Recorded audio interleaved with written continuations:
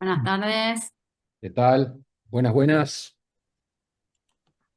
Hola de vuelta a todos. Nomás estuvimos conectados hace un ratito ensayando un poquito. Bueno, le vamos a dar, si te parece, en forma puntual inicio al webinar, Ana. Sí, perfecto.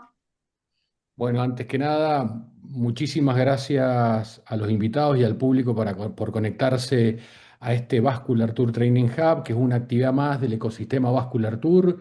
Luego de estar felices con Ana del resultado del evento Vascular Tour, de la experiencia Vascular Tour este último marzo pasado, que fue realmente tremendo, superó nuestras expectativas y como lo habíamos anunciado, esta es una de las actividades anuales que tenía pensado Vascular Tour realizar, así que estamos muy contentos de poder concretarlo, de tener tantos inscriptos.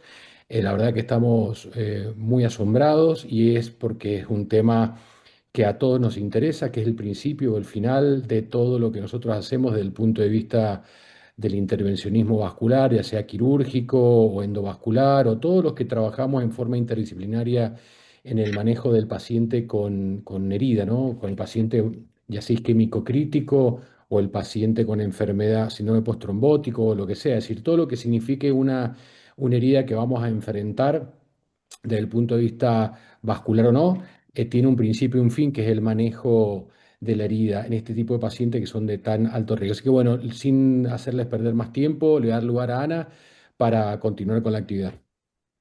Bueno, quería saludarlos a todos y agradecer a los invitados que son todos destacados en el manejo de heridas y un poco para intercambiar conocimientos. Nosotros los que hacemos más la recanalización o lo vascular, abarcamos un poco el tema de heridas, pero no tenemos el expertise suficiente y un poco el objetivo de esto, de trabajar interdisciplinario, es también tener un manejo o introducirnos en las heridas para tener las herramientas o las primeras herramientas para definir cómo tratar a ese paciente o aportarle las primeras herramientas inicialmente y después interactuar en un equipo multidisciplinario.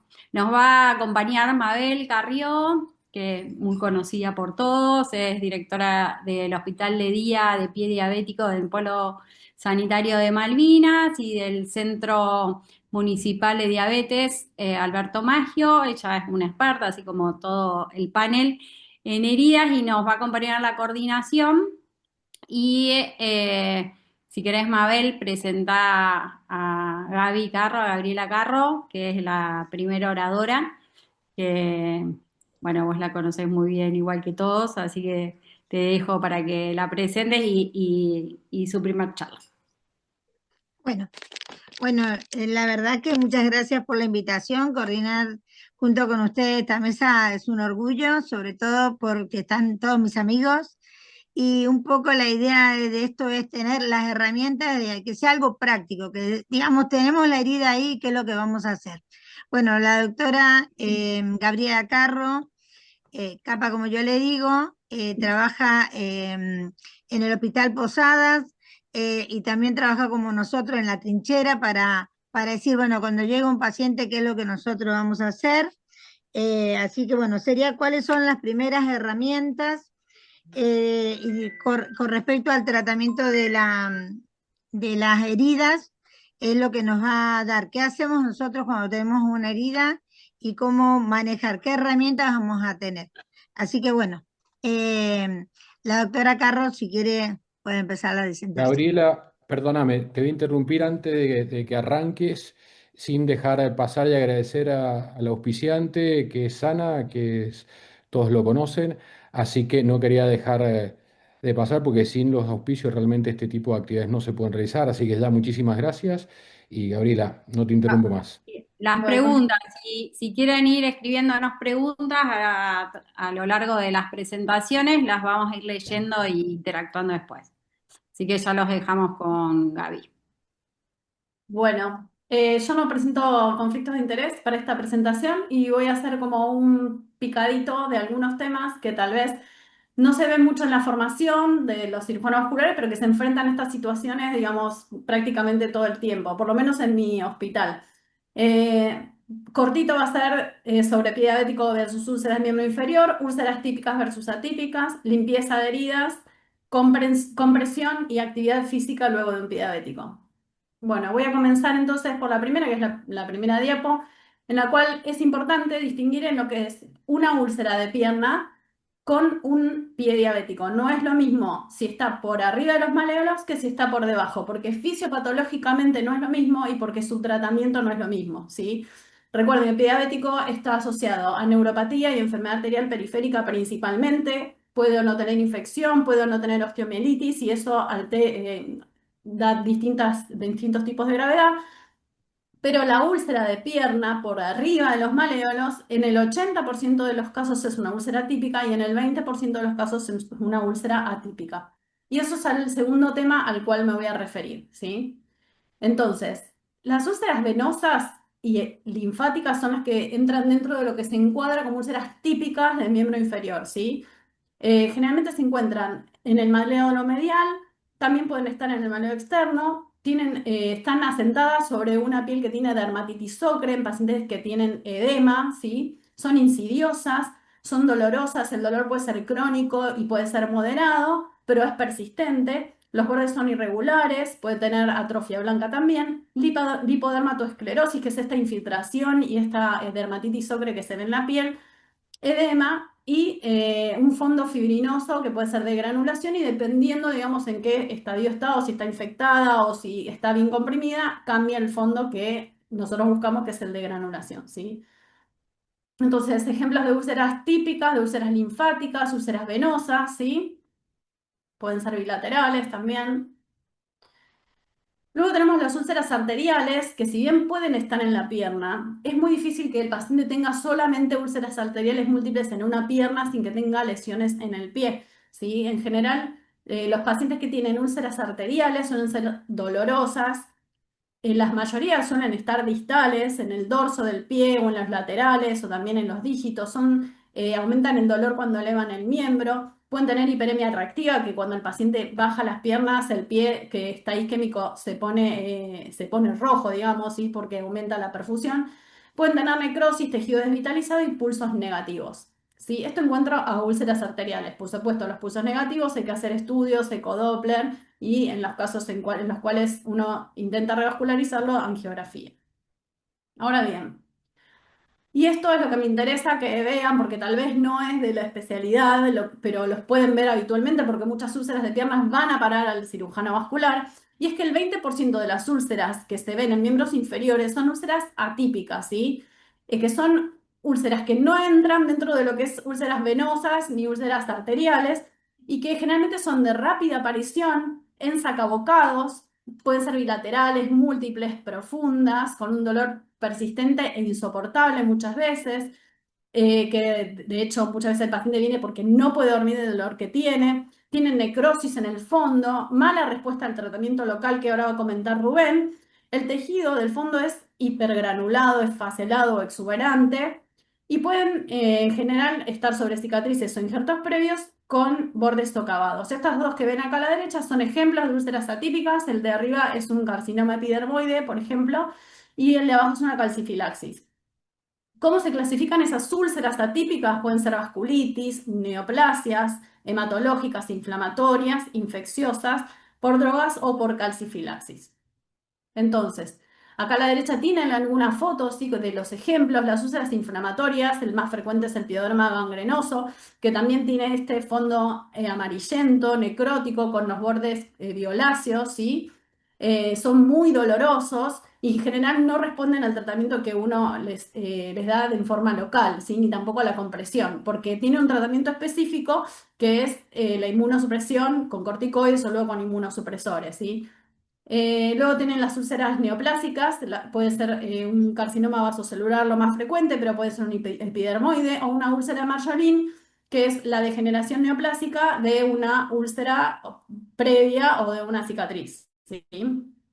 Úlceras vasculopáticas, calcifilaxis, hematológicas, síndrome antifosfolipídico. Lo importante de esto no es conocer todas las etiologías, sino saber que estas úlceras no son úlceras ni que son porque el paciente tiene diabetes, ni tampoco son porque el paciente está isquémico. Y muchas veces estas úlceras pueden aparecer en pacientes que tienen pulsos y no necesariamente están isquémicos. Siempre se le busca lo vascular y muchas veces las causas son otras. Y esto me interesa que se lleven particularmente de esta charla, ¿sí? Pioderma gangrenoso, ¿sí? Síndrome antifosfolipídico. Estos son de la bibliografía. Hay unos artículos que yo puse en las diapos que están buenos para leerlos. Micosis fungoide, poliarteritis nodosa, úlcera de Marjolin, que es la degeneración maligna que les decía antes. Estos son pacientes del consultorio nuestro, ¿sí? Pioderma gangrenoso. Este paciente, bueno, está en el pie, pero tiene un melanoma, otro melanoma. Este paciente también vino a la consulta, aparentemente puede ser una calcifilaxis, le tomamos una biopsia, pero de estas mismas úlceras, del otro lado, hace 2 meses le amputaron la pierna por esto, sin ningún otro diagnóstico, ¿sí? También diciendo que son isquémicos, el paciente tiene un flujo trifásico en la tibial posterior. Y esta es una paciente que tiene un síndrome de Sjögren, ¿sí? Bien, entonces, ante una úlcera típica, y esto es lo más importante, no solo se hace el tratamiento local, sino que hay que hacer un diagnóstico. Y el diagnóstico se hace con una biopsia, ¿está? En una úlcera que el paciente está muerto de dolor, que hace 3 meses que la tiene, que tiene en múltiples lugares, que hace una úlcera, se cicatriza y después hace otra. Cosas raras que no suceden en las úlceras del miembro inferior por úlceras venosas. Hay que hacer una biopsia, ¿sí? Con un pulse de 4 milímetros, se hacen entre 3 y 6 biopsias. Se trata de tomar del borde, ¿sí? Que es de donde está la mayor actividad. Y también se le solicita un laboratorio para descartar enfermedades autoinmunes y otro tipo de enfermedades, ¿sí? Bien. Bueno, eso era en cuanto a úlceras atípicas. Ahora esto ya lo va a decir seguramente Rubén, también tiene preparado en la charla del Time, pero es importante también que sepan cómo se lavan las úlceras, porque muchas veces los pacientes vienen que se les ponen alcohol u otras cosas. Entonces, lo importante es que sepan que en las heridas no infectadas, el paciente en su casa se la puede limpiar con agua limpia, solución fisiológica o agua y jabón cremoso. No se usa el jabón de lavar la ropa, ¿sí? Eso es importante. Luego las heridas infectadas se pueden lavar con antisépticos, se pueden usar apósitos antisépticos, que también seguramente van a hablar después, pero se pueden lavar con jabón de clorexidina, 0,5 al 2%, polihexametiliguanida o ácido hipocloroso. Acá, bueno, les tapé las marcas, pero están los ejemplos, sí, clorexidina, polihexametiliguanida, ácido hipocloroso, y también se puede usar en algunos casos ácido acético si hay una infección por pseudomonas, por ejemplo, ¿sí? Pero es un poco más doloroso. Si tenemos lo otro es mejor. Bueno, y esto para que también se lleven, que me parece importante, y es que no se debe usar para la limpieza de heridas crónicas ni inox, ni agua oxigenada, ni alcohol. No adentro de una herida que cierra por segunda, ¿sí? Eso es de lo más importante que se tiene que llevar, porque se daña el tejido.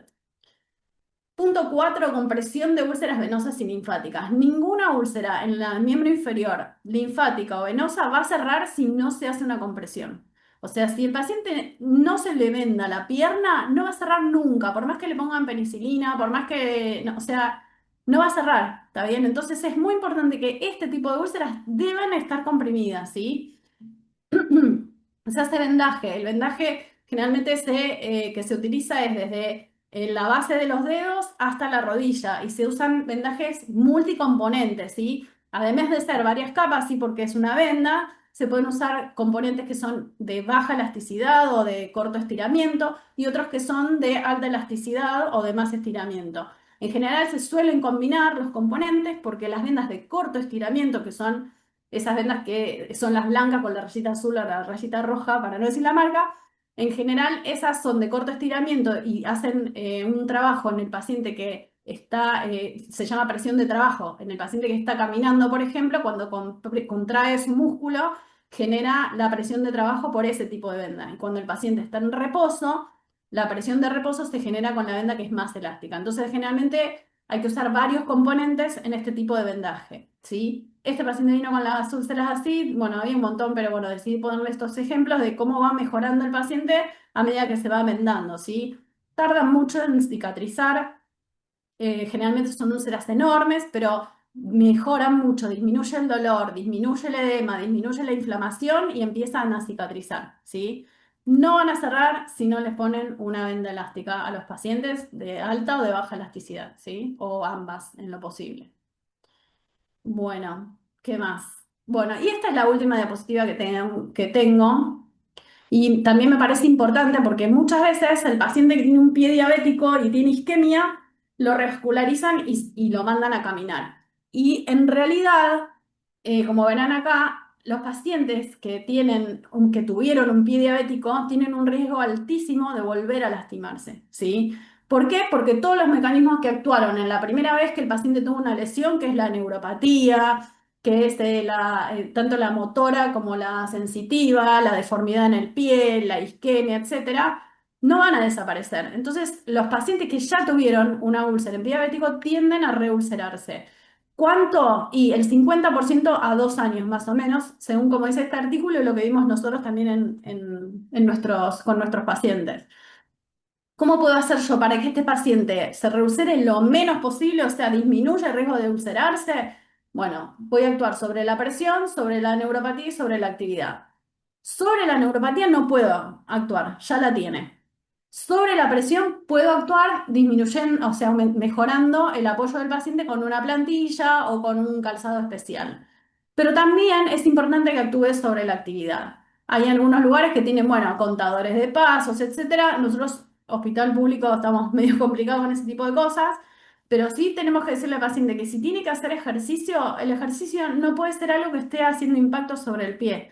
O sea, necesitamos, además de calzarlo, ponerle la plantilla, que el paciente trate de caminar no demasiado, o por lo menos no haga ejercicio caminando. Si tiene que hacer ejercicio, bicicleta, bicicleta fija, tren superior, pero no caminar demasiado porque generalmente estos pacientes tienen altísimo riesgo de volver a ulcerarse. Y fíjense en este gráfico como la presencia de enfermedad arterial periférica aumenta 10 veces la incidencia de reulceración. O sea, es un factor muy importante en la incidencia de reulceración.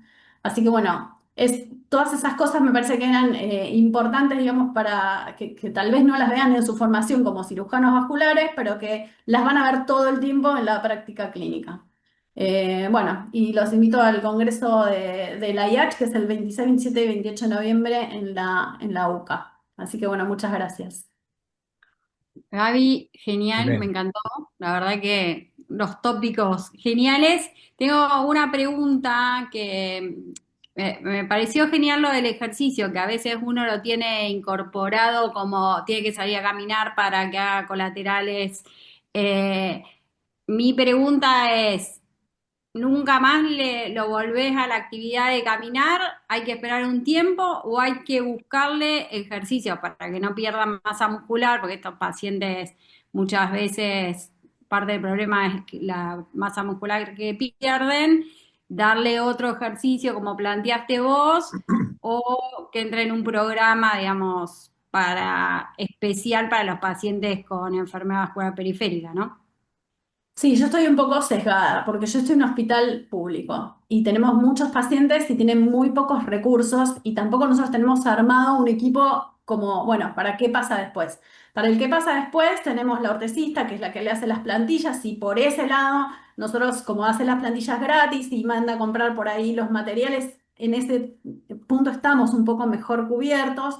Y así todo, la incidencia de reulceración es altísima y sigue siendo igual que dice en el artículo de Estados Unidos, nos pasa a nosotros, 50% a los 2 años y la mayoría durante el primer año, ¿sí?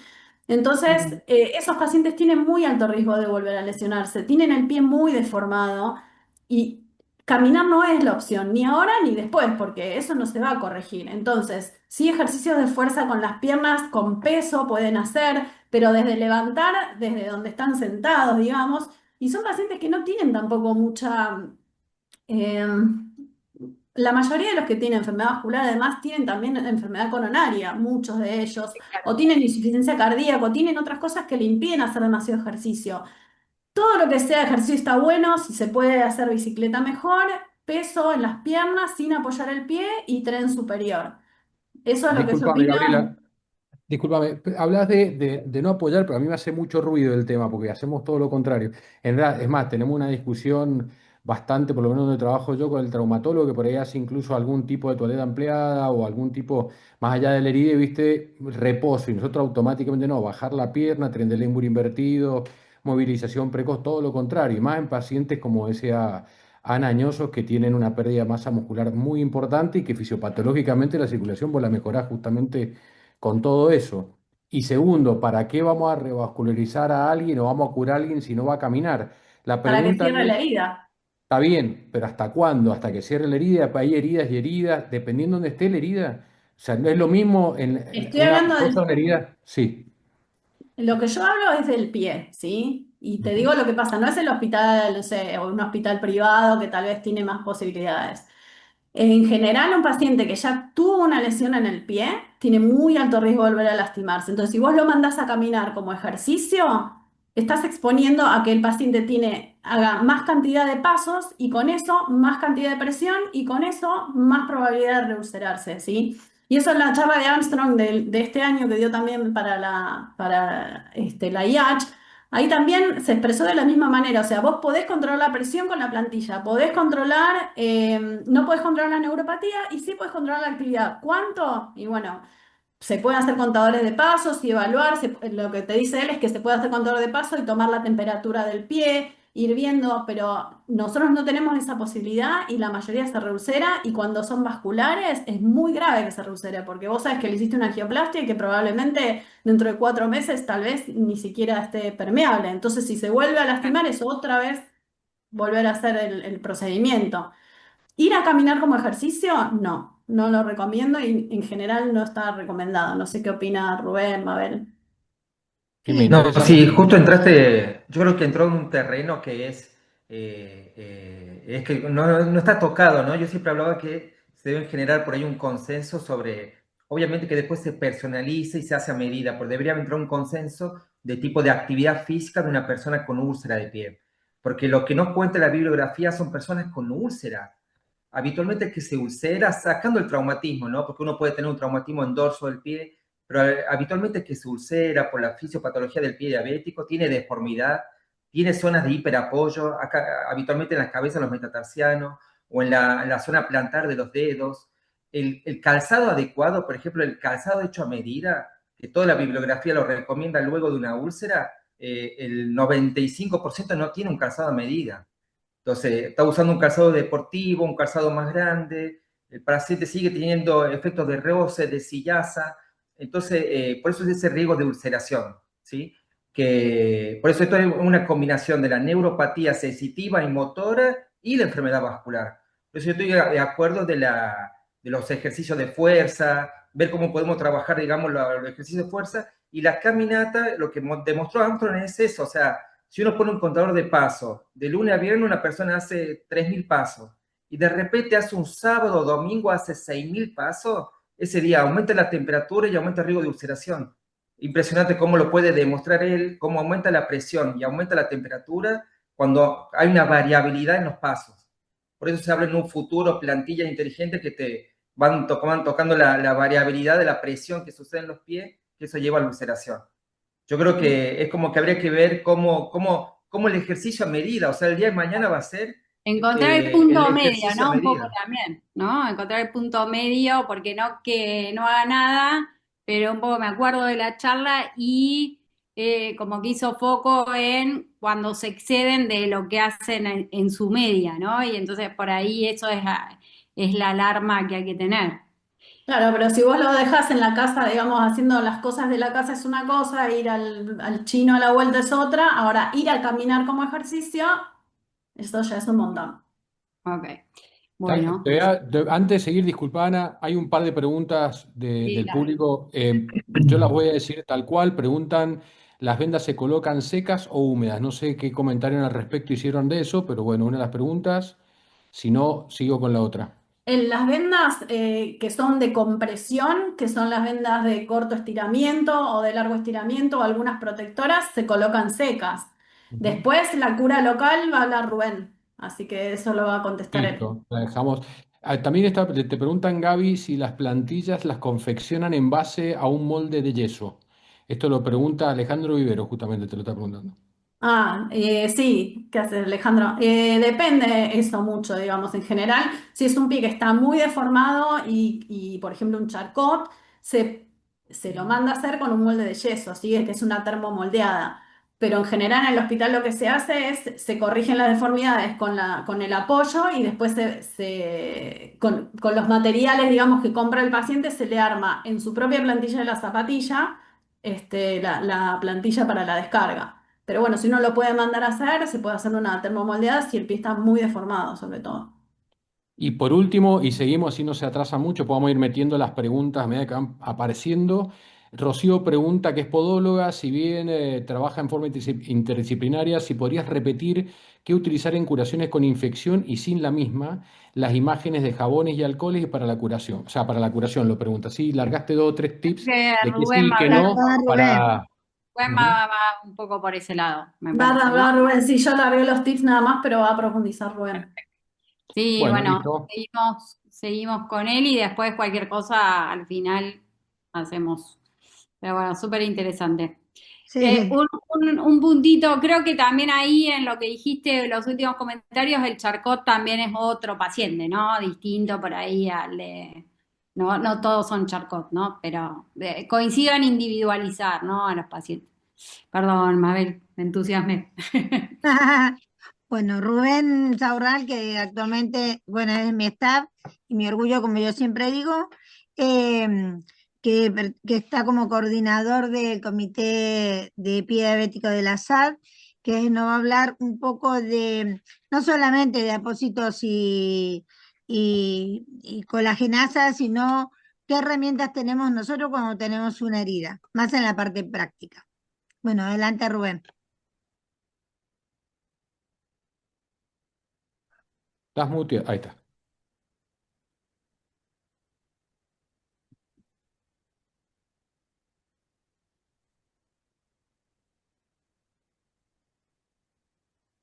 Me dicen cuando se vea la presentación. ¿Ya se Ahí se ve, ve? pero hay una doble pantalla abajo. Ah, listo, ahí le elimino. Bárbaro. Bueno, muchas gracias por la presentación. La verdad estoy muy contento de compartir con todos ustedes. A algunos los conozco, a otros no. Y en el chat hay un montón de personas conocidas que hacen diabetes y hacen pie diabético también, que la verdad muy contento de acompañarlos. Eh, Bueno, hablar rápidamente de lo que es por pie diabético, por la definición, es la infección, la ulceración, la destrucción de tejidos profundos asociados a neuropatía, que esto es una gran diferencia, digamos, los pacientes con neuropatía, hay una neuropatía sensitiva, hay una neuropatía motora, autonómica, que lo que genera es la piel seca, la pérdida de la sensibilidad al dolor, el paciente se le mete una piedrita o se pincha con una espina, un clavo, roce continuo de un calzado y no siente, o sea, pierde la sensibilidad al dolor. Los diferentes grados de enfermedad vascular, hay pacientes que predomina la neuropatía sobre la enfermedad vascular y hay otros pacientes que predomina la isquemia sobre la neuropatía, a pesar que habitualmente un cuadro mixto. Y todo esto es resultado de una interacción de distintos factores inducidos por una hiperglucemia crónica. Esta definición es antigua, actualmente se sabe que no es solamente la hiperglucemia, sino también la dislipemia, y el factor nuevo es la neuroinflamación. Entonces, lo enfoqué a la charla en parte de las herramientas que nosotros utilizamos cuando llega un paciente con una herida en el pie de las personas con diabetes. Entonces, usamos mucho el esquema Time, ¿sí? Donde valoramos el tejido, la infección, la humedad y los bordes. El tejido, es importante determinar qué tipo de tejido tenemos. ¿Es un tejido necrótico? ¿Esta necrosis es seca? ¿Es húmeda? ¿Existe esfacelo, este tejido amarillento, necrosis húmeda, purulento, o sea, el esfacelo? ¿Existe fibrina? ¿Es un tejido granulante que tiene área de fibrina? ¿O un tejido granulatorio con zona de epitelización? Entonces, es muy importante determinar el tipo de herida que llega y qué tipo de tejido es. Y algo importante, de una recomendación de buena práctica, es recomendar el porcentaje. Por ejemplo, la herida de la número 2, una herida que tiene 80% de tejido necrótico y un 20% de tejido amarillento, húmedo, esfacelado. O una herida que tiene, por ejemplo, esta, que tiene un 50% de granulación y otro 50% de fibrina. O sea, es importante determinar también los porcentajes Así cuando el paciente regresa a las 48 horas o habitualmente como lo citamos nosotros a la semana, y hoy en día por dificultad de turno a las 2 semanas, y para determinar el médico que lo ve, si es el mismo médico o es un compañero del equipo, en nuestro caso es que trabajamos en el hospital de día del polo sanitario, somos 5 médicos trabajando, a veces somos 3, habitualmente, por ejemplo, los días martes somos 5, y vamos rotando con los pacientes, entonces, pero lo citamos al médico que lo vio, acércate, ¿cómo la ves? Entonces es importante en la descripción de las heridas, describir también los porcentajes de los tejidos. Otra cosa que nosotros hacemos cuando llega un paciente es sacarle la foto, ¿sí? Es muy importante, esto Mabel insiste mucho, que le saquemos la foto. Esta foto la ponemos con una regla donde ponemos el nombre, las iniciales del paciente y la fecha, ¿sí? Y algo nuevo que nosotros usamos mucho es el Imito-One. Esto es una app que nos permite sacar una foto y hace una planimetría de la herida, ¿sí? Muy fácil de usar, y menos de un minuto uno puede sacar una foto y le toman las medidas. Acá tenemos el ejemplo, esto es gentileza de Santi Martí, que es donde sacó una foto y pueden ver la planimetría y nos saca el área, la circunferencia, la longitud y lo ancho de la herida, ¿sí? Esto es bastante simple, mínimo siempre sacar una foto, ahí tenemos una regla de papel, sacar la foto y si tenemos para hacer una planimetría con esta aplicación que es gratuita, bienvenido. Antes se llamaba Imito-One, ahora se llama OneGenius. ¿Y para qué nos sirve esto? Lo mismo de recién, o sea, nos permite ver si el apósito o el tratamiento antibiótico que estamos colocando en una herida infectada, o la descarga del paciente, o el apósito que estemos utilizando, si va disminuyendo el área. Entonces, esto nos permite ver la evolución de la herida. Y acá un dato importante de muchos estudios clínicos, donde valoran que un pronóstico de cicatrización habla de cuando el paciente tiene una reducción del área del 50% a las 4 semanas. O sea, un paciente que estamos realizando una curación con un apósito, a las 4 semanas debería estar cerrando un 50%.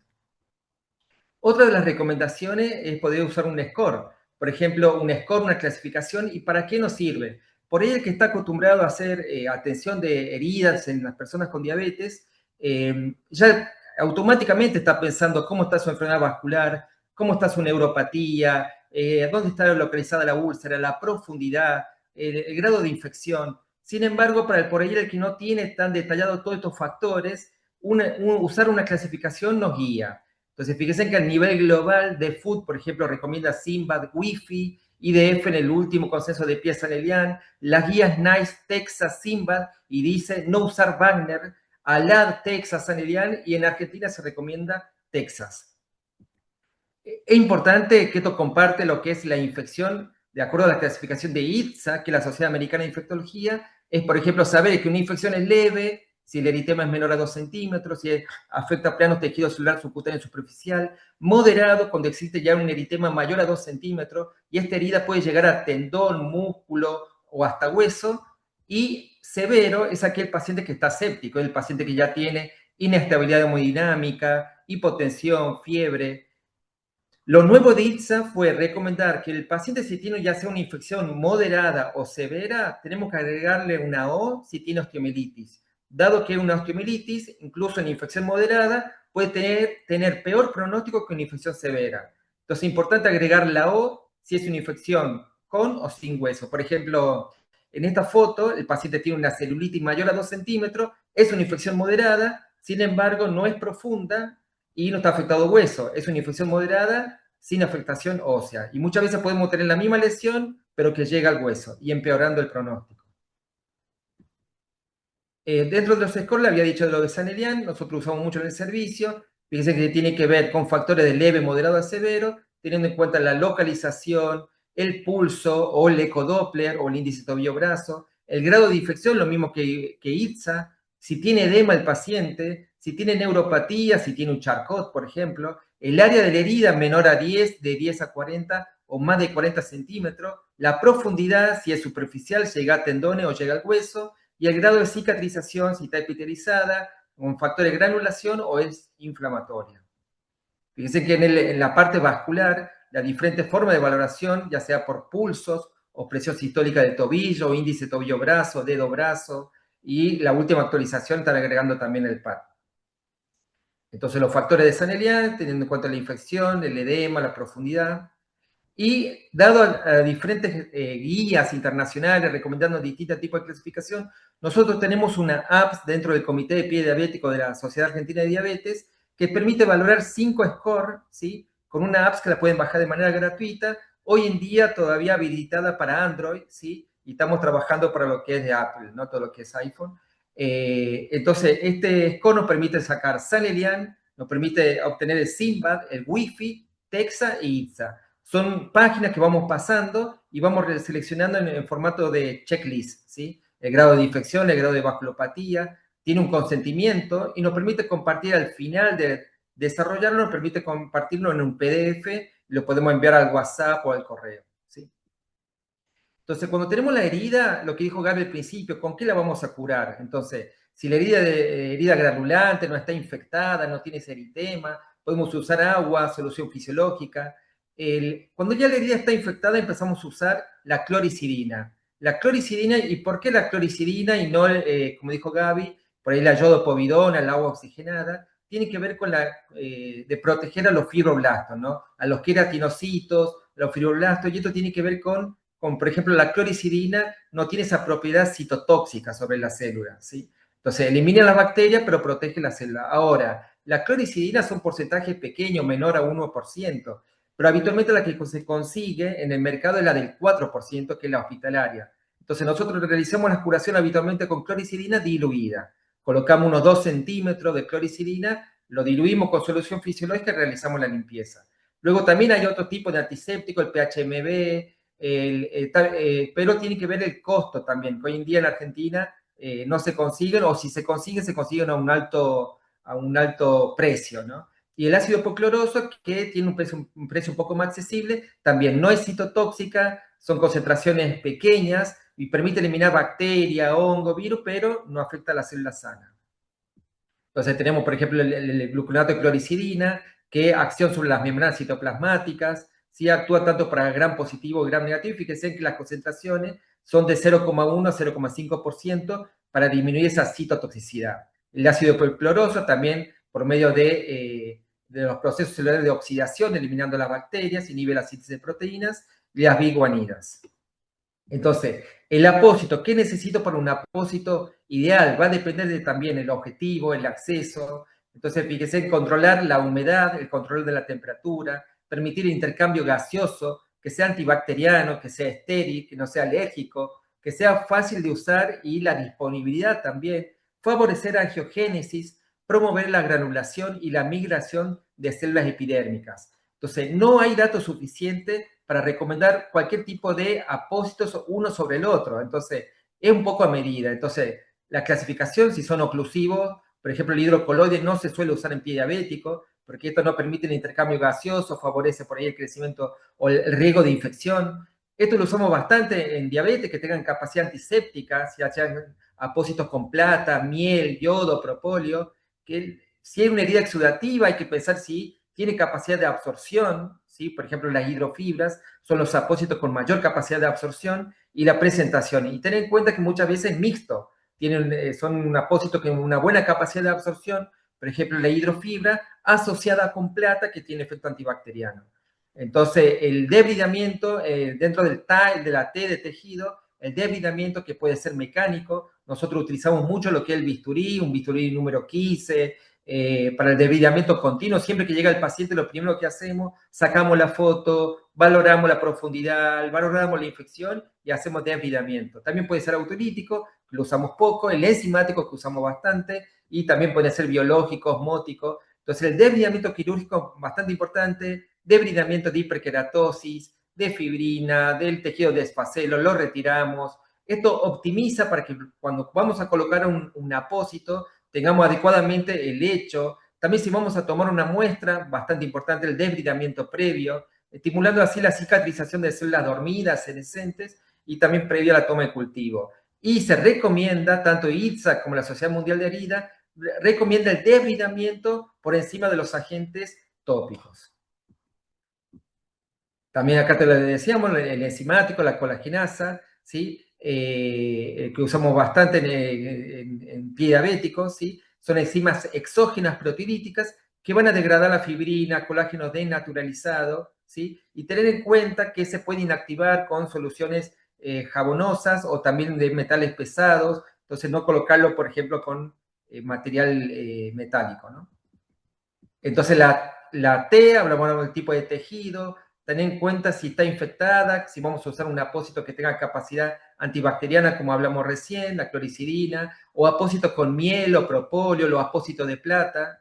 Si está la humedad, la M del time, si es alto exudado, hidrofibras, alginatos, y si tiene, son heridas secas, heridas apósitos que donan agua, como son, por ejemplo, los hidrogeles. Y siempre tener en cuenta los protectores de la piel perilesional, por ejemplo, con los óxidos de zinc, pasta al agua. Fíjense en esta herida que tengo que valorar, una herida pequeña, que herida que no llega al hueso, que es superficial, que no tiene eritema, que está granulante. Voy a usar por acá, puede ser agua, solución fisiológica, y por ahí uso colagenasa. Y un paciente que tiene una herida grande, profunda, que puede llegar a tendones o hueso, tengo que proteger los bordes perilesionales, o sea, y colocar algo que me absorba esa humedad y que tenga propiedades antibacterianas. Entonces, es importante.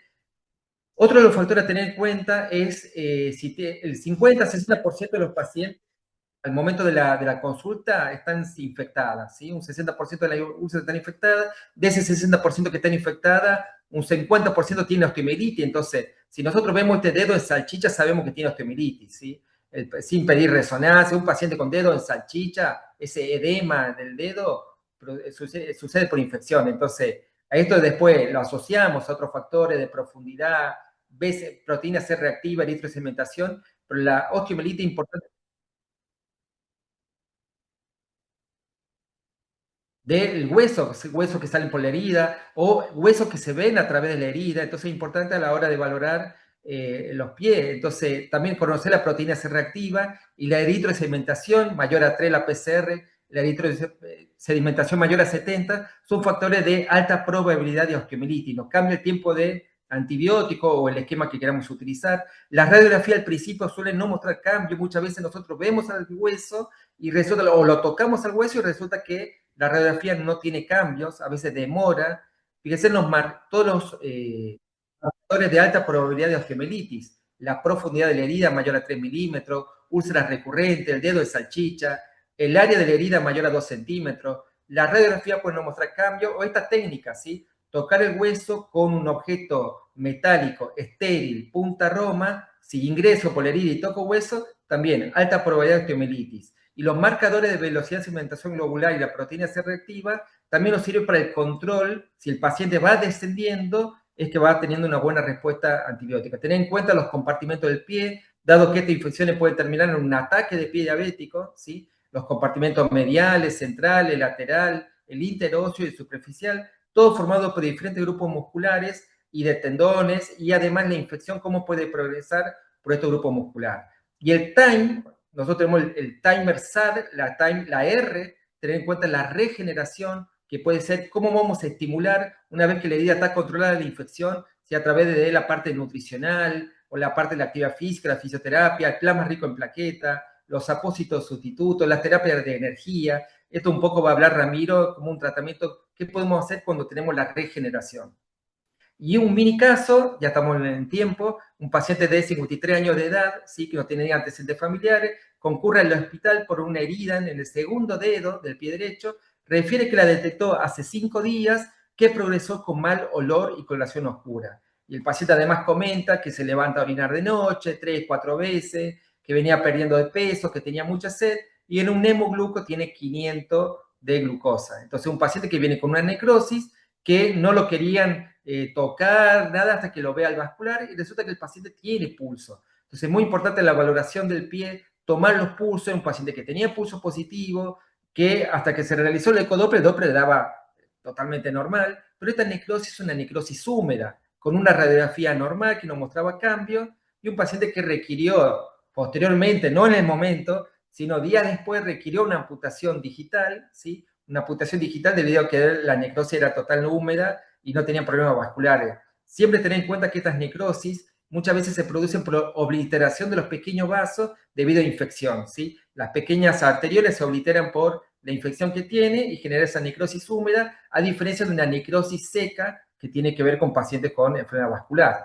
Entonces, fíjense, Wagner me da un Wagner 4 por necrosis focal, Texas 3B, una herida profunda que toca hueso y la alma está infectada, y el Pérez. Y Wi-Fi me da un Wi-Fi con moderado riesgo de amputación, poco beneficio de revascularización. Y un San Elian de 17, que es un grado 2, que me habla de una amenaza de pérdida parcial del pie, ¿sí? Y el pronóstico está relacionado a la terapéutica correcta. Este paciente, ¿qué pasó? Posterior a la amputación, progresa a una infección, a una colección, a lo que es del medio pie y cara lateral.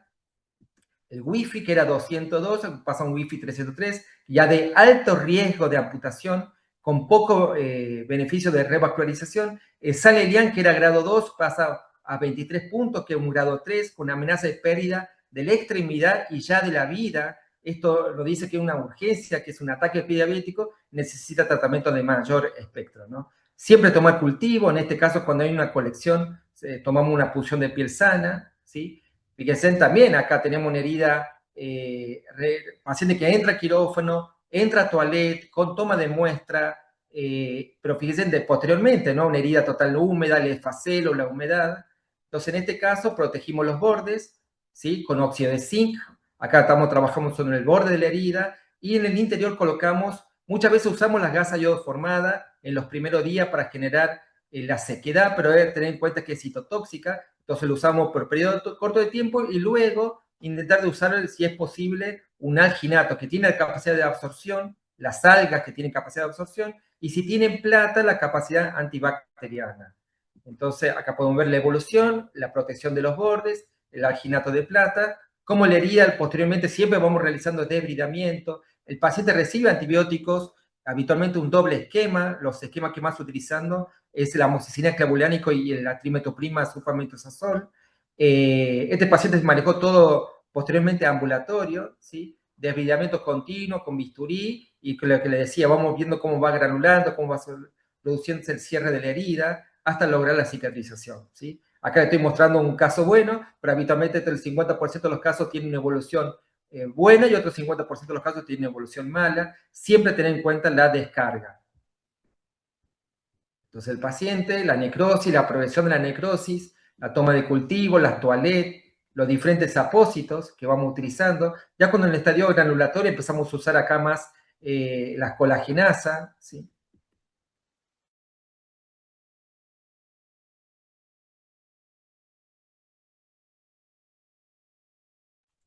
Se cortó la comunicación, Rubén.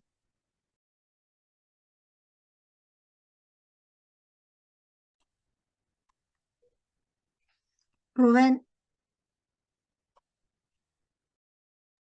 Sí, También creo luego que se hace también en la pisada, que esto no se hace en la parte pública, ya se hace en la parte privada, que los análisis de la pisada, ya sea con perigrafía la mayoría, y también se podría hacer con baropodometría, y las confecciones de plantillas, ¿sí? Que también son plantillas personalizadas, con un material totalmente distinto a lo que se usa habitualmente en personas que no desarrollan pie diabético, y lo que dijo Gaby, ¿no? La reulceración es altísima, los pacientes tienen un 40% dentro del año, y puede llegar hasta un 60% a los 5 años.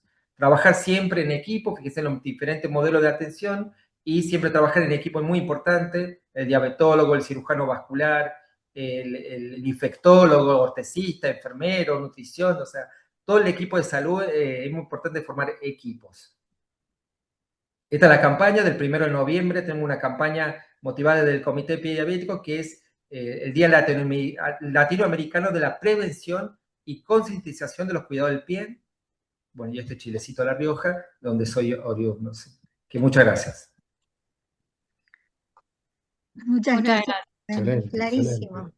Muy buena, muy Doctora, buena. ahí va a estar preguntando una colega de México, la doctora Rebeca Reachi, cirujana vascular, si en el arsenal de tus elementos para las curaciones usan el ácido acético, tenés ácido acético, vinagre o medio hiperosmolar como la miel. Sí, lo que dijo, igual que Gaby, el ácido acético, digamos, que es el vinagre, lo usamos en algunos casos, más sobre todo en heridas de pierna, pacientes que tienen pseudomonas, ¿sí? La pseudomonas aeruginosa es sensible al ácido acético. ¿Qué pasa? Pues el ácido acético es bastante citotóxica. Entonces, habitualmente la diluimos, ¿sí? Una proporción de 1 en 10 la diluimos con agua para poder realizarla. Pero son algunos casos seleccionados y pensando con esas heridas que tienen toda esa coloración flúor, amarillo, verdosa, que sabemos que son las pseudomonas. Lo usamos en tratamiento complementario, pero luego nosotros hacemos el ácido acético y luego damos cloricidina igual, ¿sí? Hacemos como un doble, pero son casos seleccionados. Lo que hay publicaciones, por ejemplo, es la revista de flebología, por ejemplo, tienen serie de casos que sobre todo sucede en úlcera venosa, más que en pie diabético, ¿no? Pero mucho en pie no las usamos, más en pierna. Perfecto. Y con respecto a la miel, usamos la miel medicinal, no usamos la miel común, ¿sí? Son preparados que viene la miel medicinal y viene también la propóleo, que también viene mucho de Uruguay, el propóleo también, todo con apósito y con un pasaje, digamos, de verificación para poder usarla como apósito, ¿no? Pero no usamos miel natural, eso no usamos. Ahí el Sí, que doctor, tiene un buen sí. resultado y de un costo bastante más accesible, ¿no? Todo lo que es con propóleo. Sí, sí, sí. La realidad es que hoy en día está todo A todo bastante, caro. bastante caro, sí, sí. Por eso es Bueno, importante cuando vamos a usarlo, hay que tener en cuenta cuánto sale. ¿Lo tenés disponible? ¿Está disponible en tu zona? La farmacia donde está tu zona o el paciente lo tiene disponible. Nosotros muchos de los productos los pacientes lo tienen que encargar, lo trae un visitador médico, tiene toda una logística. Y lo vas a usar, ¿y cuánto tiempo lo vas a dejar? ¿Cuándo lo vas a poner? Por eso muchas veces este paciente que mostré pasó por gasa formada, en la parte más aguda, más exudativa. Posteriormente pasó un alginato de plata, capacidad de absorción y antibacteriano. Cuando ya estaba granulando con área de fibrina, mucho desbridamiento y colagenasa, ¿sí? O hilo de plata también usamos a veces, en vez de alginato también usamos hilo de plata cuando no son heridas muy exudativas. Pero luego colagenasa y luego por ahí ya solamente un apósito, o sea, van pasando por distintos tipos de lo importante cuando uno usa algo, poner la fecha que lo inició, ir controlando, te viene bajando el exudado, te viene disminuyendo el área, va bajando la proteína C reactiva, el eritro, o sea, hay que controlar un montón de factores. claro. No sé si Bueno, Juan había levantado la mano, perdón, o fue Sí, accidental. no, quería hacer una pregunta. Rubén, excelente la presentación, muchísimas gracias. Quería consultarte cómo manejan la placa necrótica seca, porque muchas veces nos encontramos con una placa necrótica seca y está la duda de, o sea, si no existe la posibilidad de hacer un debridamiento cortante, la trabajan con una colagenasa, ¿cuál sería la estrategia? Y si tenés alguna recomendación para el manejo de la placa necrótica seca cuando a veces ya llega el paciente, y me refiero quizás a lugares donde no le podés hacer un seguimiento semanal. ¿Cómo manejan esa situación? No, nosotros habitualmente, cuando hay necrosis seca, pero el paciente no está vascularizado, o sea, ahí dependemos, ahí lo vi al doctor Zimmerman, que nosotros nos revasculariza mucho de los pacientes. Nosotros en el paciente no revascularizado que tiene una herida necrótica, intentamos no es que lo dejamos de citar, porque nosotros no podemos hacer casi nada ya con ese paciente, pero si lo citamos, nosotros controlamos que no haya infección, controlamos el borde del tejido necrótico, protegemos la piel perilesional. Yo habitualmente indico alcohol, ¿sí? Indico alcohol para la necrosis seca, pero me encargo mucho de proteger la piel perilesional. Entonces, uso el óxido de zinc, ¿sí? Que está presente en la dermicina, en el hipogloss, más pasta al agua, la pasta Lázar. Protegemos la piel perilesional y intentamos que coloquen bien el alcohol sobre la área necrótica. Ahora, cuando el paciente es revascularizado, se nota la diferencia. Está la necrosis, pero ya los bordes empezás a ver que hay una interfaz entre el borde de la necrosis y la piel sana, vamos debridando de a poquito y vamos haciendo cuando el tejido necrótico es bastante, está seco, pero ya empieza a haber irrigación, sí vamos haciendo pequeñas incisiones y por ahí empezamos a usar irusol de a poco, ¿sí? Y esas incisiones para permitir el pasaje del irusol. Pero eso lo hacemos en un paciente revascularizado, ¿sí? y Un paciente revascularizado. un dato que por ahí quería aportar, que a mí me ha pasado, sobre todo en pacientes jóvenes diabéticos, que muchas veces por eco o da que no parece isquemia, pero en realidad el problema está muchas veces en las arterias del pie. Entonces a veces por eco parece que no es un tema vascular lo que predomina, pero yo creo que en esos pacientes, sobre todo en los jóvenes, que probablemente puede ser un caso como el que presentaste, una evaluación arterial angiográfica, por ahí te revela que tiene compromiso de las arterias del pie y probablemente revascularizarlo lo ayude. Hay pacientes que no, pero hay muchos que sí se benefician, aunque las tibiales o el índice tobillo-brazo sea bueno, pero el problema está en las arterias del pie, que a veces no son todos, pero hay un porcentaje que tiene ese compromiso. Yo quiero agregar algo, ¿puedo? Sí, obvio. Sí. Y Ojo seguimos prestando también atención. con lo de la necrosis, porque muchas veces hay un hallux necrótico, todo negro, y una vez que vos lo revascularizaste no le pones alcohol a eso, porque eso no se va a caer. O sea, si el hallux está necrótico, el porcentaje es necrótico, y vos lo revascularizaste, lo tenés que sacar. ¿Tá? Y se cierra por primera, porque si vos lo dejas cerrando por segunda, tarda mucho tiempo y tal vez se tapa antes de que cierre. Entonces, un hallux no se le pone alcohol si tiene una placa necrótica, ¿no? Obvio. Bueno, ¿y cuánto esperan el hallux necrótico? Una discusión de 3 pacientes de hoy. ¿Esperás revascularizar? ¿Lo podés aguantar? ¿Amputás y después revascularizás? ¿Cuál es la evolución natural, digamos, o la evolución catastrófica de esto, si lo esperás o no lo esperás? ¿Cómo No, lo lo manejamos lógico es nosotros? que si lo revascularizaste, le tenés que sacar el dedo. Porque si esperás mucho más, o lo Pero mismo. esperamos primero revascularizarlo sí o sí, no te arriesgás Sí, a sacar el claro. dedo antes. Sí, sí. Porque por más Obvio. necrótico que esté, lo esperás. Y ahí Salvo que en esté esa muy esperada infectado. vas con alcohol o con todo lo que decía Rubén, etcétera, etcétera. Pero lo esperás. No hace falta avanzar desde lo traumatológico.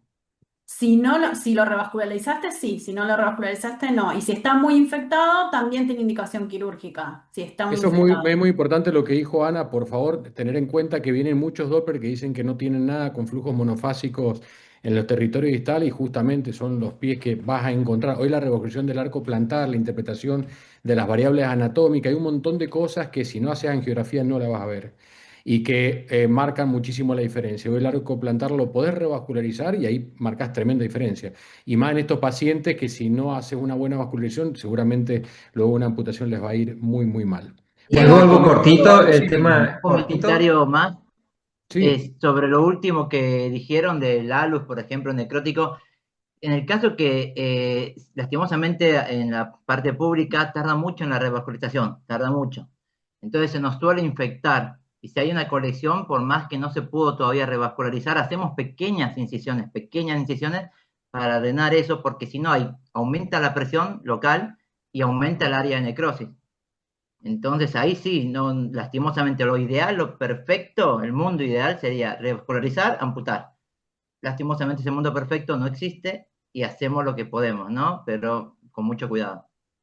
Lo que quería dejar el concepto de que prima siempre la infección, o sea, si es una infección que se está yendo por el efecto compartimental, haciendo un ataque de pie, lo que prima siempre es la infección, por más que no se haya resuelto la parte vascular. ¿Sí? totalmente. Lo que prima la infección, obviamente, que el paciente luego, lo que dicen los italianos, dentro de las 48 horas de haber hecho el foot attack, la toaleta quirúrgica, debería de revascularizarse. Pero la realidad que, como dice Ramiro, nosotros por ahí se accede a un paciente que es vascular, se infectó severo, se hace la amputación, la toaleta, pero no se está revascularizando dentro de las 48 horas. Sí, Pero bueno, seguro, lo que prima siempre es la infección. seguro. Seguimos Pregunta, voy largando. con Perdón, Ramiro porque estamos sí, tarde. estamos atrasados. Bueno, listo. Después les voy largando preguntitas, así tratamos de responderle a todos, porque hay preguntas interesantes. Sigan nomás. Bueno, Ramiro que nos va a hablar de la bioimpresión y de la impresora 3D y Apósito. Así que bueno, Rami es de mi equipo y es súper capo. También estoy orgullosa de él. Hablando Ramirito. Gracias, Mabel. Ahí estoy compartiendo.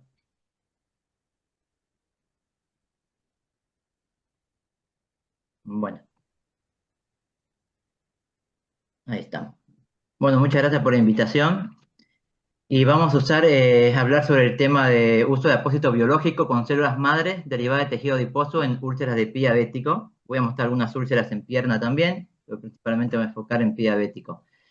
Como sabemos, después de un traumatismo empiezan las fases de la curación de una herida, que empieza la fase inflamatoria, de proliferación, remodelación y reparación.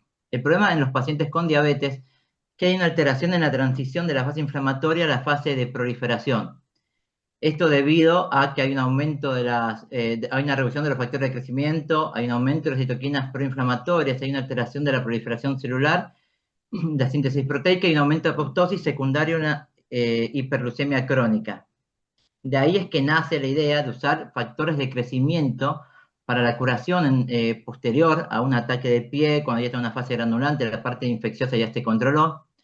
Nosotros usamos mucho el factor de crecimiento epidérmico que viene de Cuba, lastimosamente de 2019, 2020 más o menos ya no se pudo traer y lo hemos tenido que dejar de usar. Usamos también mucho factor el plasma rico en plaquetas, ya hace más de 10 años aproximadamente, de inicio autólogo o actualmente homólogo, y bueno, hace un año ya tenemos la posibilidad de usar este dispositivo que es de tecnología para hacer apósitos personalizados de células madres derivadas de tejido adiposo. ¿En qué consiste más o menos el procedimiento? Un resumen. Tenemos la herida del paciente, hay una tablet que saca una fotografía, mediante NFC se pasa esa fotografía a la impresora 3D, se llama Doctor in Vivo. Mientras tanto, el cirujano plástico hace una mini liposucción. Luego, el tejido adiposo extraído se realiza para formar la biotinta, se hace una micronización. Se pone la biotinta en la impresora 3D, se realiza el apósito y se coloca en la herida del paciente. Para esto necesitamos el cirujano plástico, la técnica que va a manejar el equipo y el médico que va a realizar el procedimiento de formación de la biotinta. Los materiales que componen esta plataforma tenemos, bueno, dentro de la tablet esta va a haber una aplicación, se llama Regenite, con inteligencia artificial, la cual una vez que se saca la fotografía automáticamente va a delimitar el borde de la herida, va a decir el tamaño, y uno elige el grosor que quiere del apósito. Puede ser de 2, 3, 4 hasta 5 milímetros. Y según eso, va a decirnos qué cantidad de tejido graso hay que sacar, ¿no? Puede ser entre 20 a 40 ml aproximadamente. El tamaño máximo del apósito que va a formar es de 10 por 10. Esta imagen pasa a la impresora 3D. Esta impresora 3D va a imprimir un borde con un tipo de silicona, es un polímero biológico, para contener la biotinta que después se puede colocar en el paciente de dos formas, ya por congelación o si tenemos fibrina, se hace pequeños pinchazos la misma impresora 3D para formar como un gel. Dentro de los componentes también tenemos los micronizadores para hacer la micronización del tejido adiposo. Estos tienen diferentes diámetros. Acá vamos a verlo de mejor.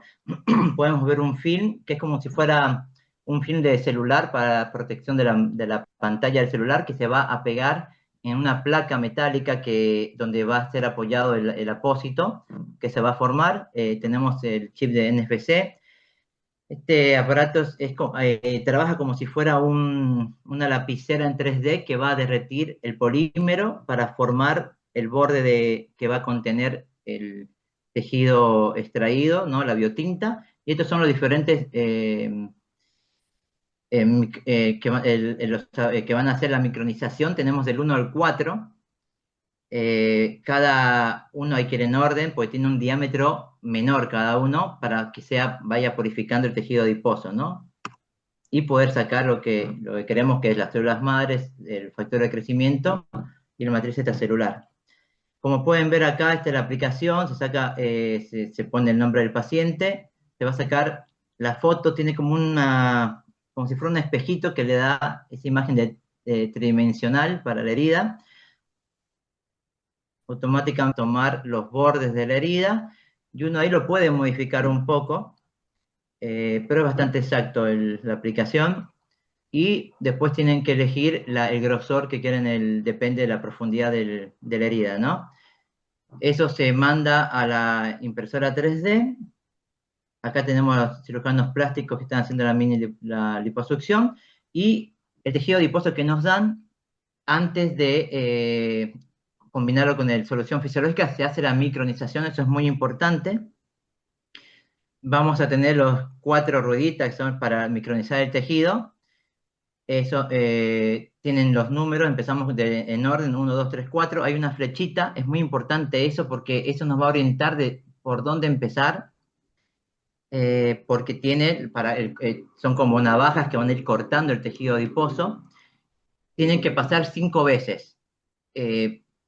Cada uno sería cuando va y vuelve, esto es 1, 2, 3, va y vuelve 5 veces, y siempre tiene que terminar una vez más, del lado contrario donde se empezó. Se va pasando uno a uno, y luego, este es el producto final, se va a dejar decantar con 1/3 de eso, 2/3 de solución fisiológica, entre 5 a 10 minutos. Ese es el producto final, se va a descartar lo de abajo, y lo que está flotando sería lo que vamos a llamar nosotros la biotinta, que contiene el tejido graso purificado con células madres, factor de crecimiento epidérmico. Factor de crecimiento y la matriz extracelular. Acá vemos la impresión, cómo se va imprimiendo el apósito, para formar el apósito biológico, y el método de congelación. Una vez que se congeló, más o menos tarda 10 minutos, se tiene que aplicar rápidamente, sin sacar de la placa, que está fría, pues si no se derrite rápido. Se coloca el apósito en la herida. Acá estamos colocando como apósito primario una gasa parafinada y luego un vendaje. Este es un resumen, como mencioné, se hace la liposucción, se hace la micronización, y luego eso se coloca en la impresora 3D para formar el apósito, el cual se va a colocar en la herida. ¿Y qué evidencia hay de todo esto? Esto es un procedimiento nuevo. Aproximadamente, uno de los primeros publicaciones es del 2021, esto es una revisión italiana del 2024. Hace una revisión de todos los trabajos publicados. Dentro de los más conocidos, el de Armstrong, que es uno de los referentes nuestros en pie diabético. Voy a detallar algunas cosas. La mayoría de los estudios fueron con seguimiento a 12 semanas. Las heridas no eran muy grandes, en este caso de la publicación de Armstrong, tenía un diámetro promedio de 2.7 centímetros, de unos 6 centímetros, con heridas de 4 semanas de evolución. Otros trabajos muestran de 8 semanas, y los objetivos eran ver el cierre a las 12 semanas, si no cerraban, qué porcentaje cerró de la herida, y como vemos en este caso, el 60% cerró a las 8 semanas, pero pueden ver las heridas son bastante chiquitas a la vida real que vemos nosotros, por lo menos acá en Argentina y en Latinoamérica. Uno de los médicos que tiene muchos casos es el doctor Viviano, que justo me mandó un mensaje, está viniendo acá a Argentina, de Paraguay. Él hace aproximadamente dos casos por semana. Él nos ayudó la primera vez que hicimos este procedimiento, mostrándonos su experiencia, y la verdad que espero pronto poder hacer alguna publicación con él. Es otro caso en la India, en caso controles, fueron 20 casos a los cuales los criterios de inclusión fueron después de 8 semanas, que no cierre la herida con tratamiento estándar, con índice tobillo brazo mayor a 0,7, una glicosiridad menor a 12, se los dividió 20 a continuar con tratamiento estándar, 20 con este nuevo procedimiento. Las características de la población, vean que los que fueron dirigidos a este nuevo procedimiento eran mayores y con una glicosiridad mayor, que estos son variables que infieren una menor posibilidad de cierre de la herida. Sin embargo, los que estuvieron en el tratamiento con el apósito biológico de células madres, a las 4 semanas tuvieron un cierre del 100%, eran heridas igual de un promedio de 1 a 5 centímetros de diámetro, versus el cierre a las 12 semanas del 50% de los que fueron con un tratamiento estándar. Acá pueden ver las heridas. Esta publicación también el 70% cerró a las 12 semanas, y de los 3 que no cerraron, sí hubo una reducción del diámetro del 80%.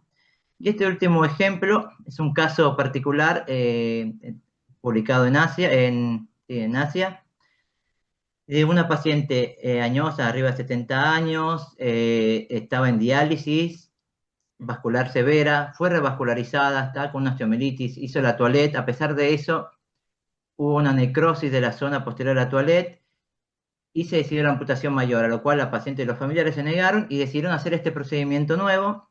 Volvió nuevamente a toilette, se debrió todo el área necrótica y se aplicó inmediatamente en el mismo acto quirúrgico este apósito de células madres derivadas de tejido adiposo. Y esta es la evolución a las 12 semanas. Entonces, una alternativa más en estos casos también. Y voy a mostrar un poco en nuestros casos, más que todo enfocado en los que son de pie diabético.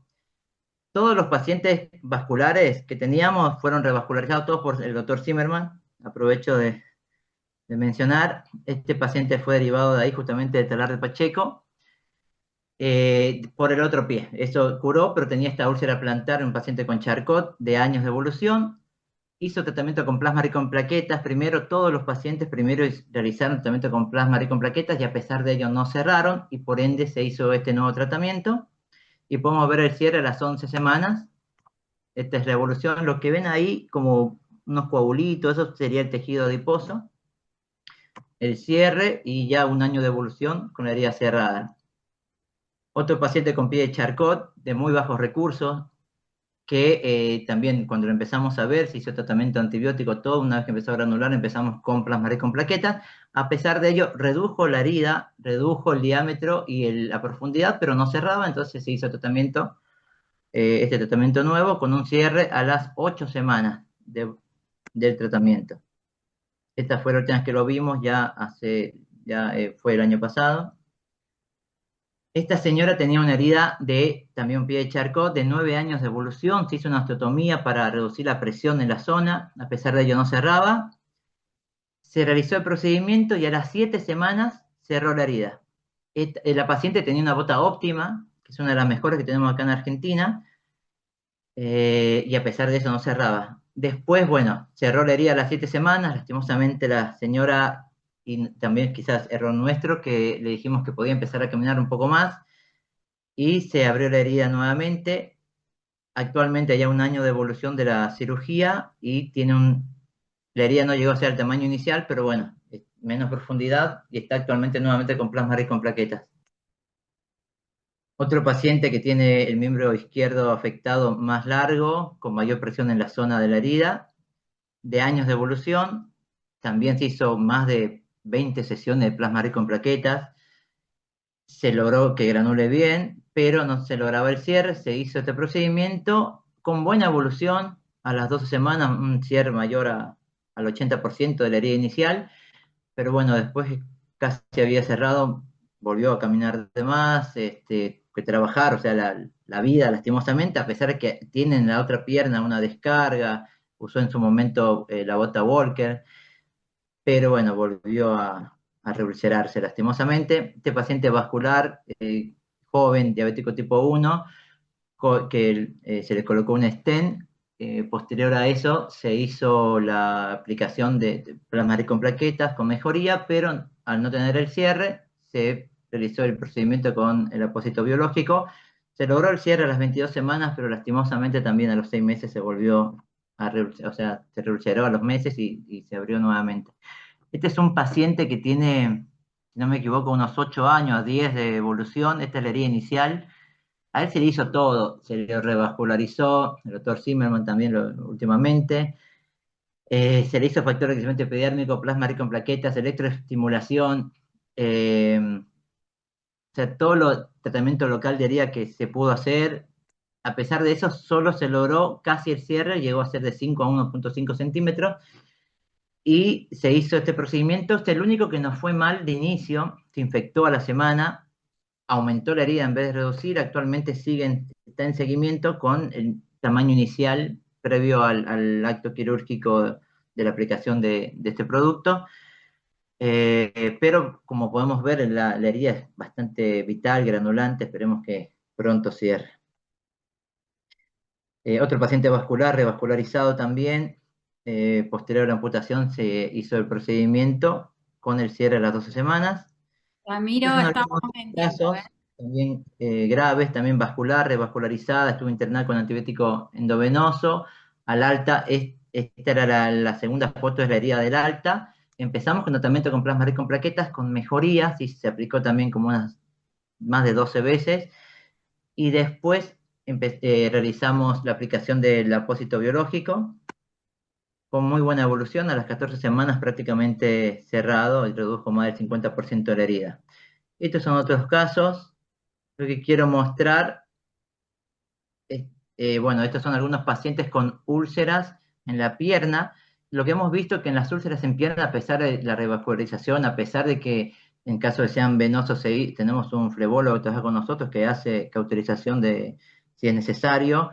El cierre es mucho más lento, pero son heridas todas estas de muchos años de evolución, que se hizo otro tratamiento, plasma rico en plaquetas, curación avanzada de heridas con alquinato, hidrogel, Iruxol, con todo lo que tenemos a mano, y aún así no cerraban. Por eso se hizo este procedimiento con buena evolución, quizás no el cierre total, pero bueno, todavía están en seguimiento. Y quiero enfocarme en este cuadro eh, comparativo con los otros estudios. En comparación con los demás, nuestras heridas tenían un promedio de 4 años versus 4 a 8 semanas de los otros estudios. El diámetro promedio 13 centímetros, que iba de 6 a 48 centímetros, versus la mayoría entre 2 a 7 centímetros, salvo un caso de 27 centímetros de diámetro promedio. El cierre a las 4 semanas fue, en nuestro caso, 66% versus 70 o más de los otros casos, pero nuestras heridas eran mucho más grandes. Y el cierre, y bueno, hablando de lo que está escrito, para ver si un procedimiento es bueno o no para el cierre de una herida, lo que se dice es que lo que está escrito es que tiene que cerrar al mes aproximadamente el 50% de la herida inicial. Entonces, con esto comprobamos que este tratamiento, este nuevo tratamiento innovador, es bueno para el cierre de heridas, en estos casos de pie diabético. Y podemos ver que a las 2 semanas, en nuestro caso, 4 de 10 cerraron el 40% versus 60%, 90, 100 y 70% en otros casos. Y el diámetro, o sea, el porcentaje de cierre del diámetro a las 12 semanas fue de 89% en nuestros casos, porque las heridas eran muy grandes, versus 80, 98, 80%. O sea, el tratamiento quiere decir que es bueno. En nuestros casos también nos dio muy buen resultado, salvo que quizás no se llegó al cierre total por el hecho que eran heridas más grandes, y lastimosamente por el lugar de apoyo donde eran las heridas, a pesar de tener en algunos casos una buena descarga, se volvieron a reulcerar, ¿no? Entonces, ahí está el tema de hacer una buena descarga posterior al cierre, de tenerlo, ¿no? El post-cierre, cómo seguir, ¿no? Lo que hablábamos también al inicio de las charlas. Este es el equipo de los cirujanos plásticos que nos ayudan en todo esto. Bueno, soy parte del equipo de la doctora Carrió, somos todos los que componemos el equipo ahí en el Hospital de Día de Diabético. Este es el hospital donde trabajamos, y los dejo con este video resumen de todo lo que sería el procedimiento. No sé si se Hago una escucha. pregunta, Ramiro, mientras va transcurriendo Gracias. el video que has A ver, ¿alguna dejado. pregunta? No, no sé si está con audio el video o no, ¿no? Así vamos Ya te metiendo compartí. preguntas. Están preguntando si es necesario sedimentar el preparado de tejido adiposo para optimizar las células madres y si se pueden poner apósitos en forma simultánea. O sea, ¿cuántos apósitos se pueden llegar a utilizar? Este procedimiento de micronización que les hablaba, Ramiro, no sé si me escuchaste, disculpa. la formación del apósito con la biotinta. Ahí está ya cuando se hace la gelificación, o en este caso creo que se hace la congelación y la aplicación del apósito. Hola, ¿se me escucha a mí? Muchas gracias. Estoy muteado. Sí, me parece Se que Ramiro escucha. Él estaba. creo que no está escuchando. Ramiro, ¿Me escuchás, Ramiro?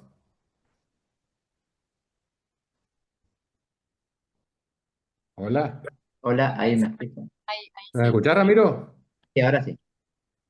Disculpa, no, para hacerlo un poco más dinámico, te preguntaba la gente, hay dos colegas que preguntan si es necesario sedimentar el preparado de tejido adiposo para optimizar el tema de las células madre, si es necesario centrifugarlo, mejor dicho. Y lo Eh, otro es si se han puesto más de un apósito. no, en este caso, en nuestra experiencia, o sea, el procedimiento técnico es solamente con la decantación, no hay que centrifugar. Perfecto. Eh, y después, depende del tamaño de la herida, se puede hacer 2 veces. Acá nosotros no lo hacemos porque Ujú. le ponemos el tamaño más grande en todo caso, de 10 por 10, y al resto le podemos regar un poco el tejido adiposo sacado después de la micronización, pero porque no nos aprueba la obra social, en este caso PAMI, no nos aprueba más que una por paciente. En el caso Perfecto. de nuestros colegas en Paraguay, ellos lo tienen libre por el seguro social de ahí, y ellos, si depende del tamaño, hacen 2, y creo que han aplicado hasta 3 apósitos en un paciente. Dos preguntas cortas para que responda cualquiera, Una cosa, así vamos. Sí. Diego, mientras va preparando Juan, porque estamos pasados de tiempo y después si querés terminamos Mm. con las preguntas, pero para no dejar la última charla fuera del horario. También una pregunta que yo dejo para después es si evaluado los apósitos, ya sea una úlcera neuropática o úlcera meramente vascular, si tienen diferencia, porque por lo que me pareció, sobre todo por la localización, parece que muchas eran neuropáticas. Pero bueno, te la dejo para después de la charla de Juan, así cerramos. Juan, bueno, Bueno, le presento yo a Juan Ignacio Saverino, que es el director médico de Sana, que nos va a hacer su presentación en la práctica clínica. Así que te escuchamos, Juan, y gracias por... bueno, gracias a ustedes. Gracias. Es un honor para mí participar de este training y bueno, seguir juntos formando lo que es esta comunidad de Vascular Tour. Esta última charla va a ser muy dinámica. Vamos a hablar de una situación que todos enfrentamos en la práctica diaria, que muchas veces subestimamos y que tiene que ver con el cuidado de una incisión quirúrgica. Entiendo que hay muchos cirujanos, el que lo abre lo cierra, y es muy importante el cuidado posterior de una incisión quirúrgica. Habitualmente las incisiones quirúrgicas se tratan con curaciones planas, con alcohol. Algunos con un tratamiento un poquito más avanzado utilizan apósitos, pero de lo que vamos a hablar ahora es de la terapia de presión negativa incisional, que es una herramienta tecnológica que nos va a permitir manejar o obtener mejores resultados con lo que son las incisiones postquirúrgicas. Sabemos que la infección de sitio quirúrgico sigue siendo una de las complicaciones más frecuentes en cirugía. Es una situación que, además de que aumenta la morbilidad del paciente, se asocia con reintervenciones, mayor duración de la estadía hospitalaria y un aumento significativo de los costos de salud. Algo que se ve consistentemente es que el riesgo de infección quirúrgico se vincula con condiciones locales del paciente y con condiciones sistémicas, con condiciones locales del sitio de incisión y con condiciones sistémicas. Entonces, por eso podemos decir que en el acto quirúrgico es donde empieza a definirse la evolución de esa sutura. En este escenario, la terapia de presión negativa nos va a permitir modular el entorno de la incisión. Si miramos la evidencia más reciente, hay un metaanálisis publicado en el eClinical Medicine que incluyó más de 13.000 pacientes en estudios randomizados. Y lo que muestra es bastante consistente, y es que la terapia de presión negativa reduce aproximadamente en un 33% la infección del sitio quirúrgico, como vemos acá. Algo clave en este estudio es que digamos, tiene una evaluación GRADE que mostró una evidencia de alta certeza. ¿Esto qué significa? Que es muy poco probable que esta estimación de riesgo, esta disminución de un tercio en el riesgo de infección de sitio quirúrgico, vaya a cambiar con la generación de nueva evidencia. Esto lo que nos dice es que la terapia de presión negativa realmente nos permite modular la incisión quirúrgica y disminuir el riesgo. Cuando analizamos específicamente el terreno de la cirugía vascular, vemos que el riesgo de infección es aún mayor. Las incisiones inguinales se asocian a tasas de infecciones reportadas que van de aproximadamente el 10 al 30%, y especialmente en pacientes con múltiples factores de riesgo.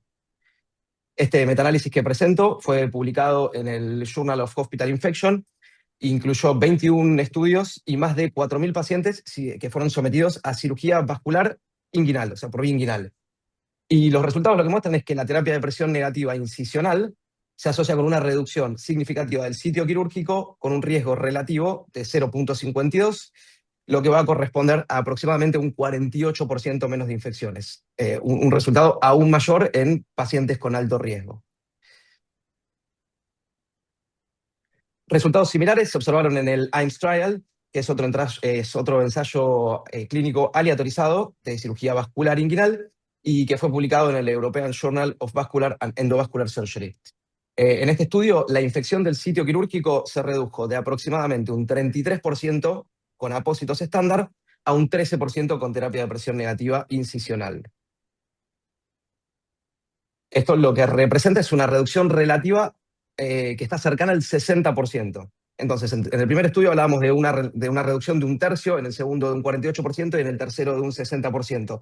Si bien los datos no son exactos entre ellos, pero sí nos hablan de una reducción significativa en el riesgo de infección de sitio quirúrgico.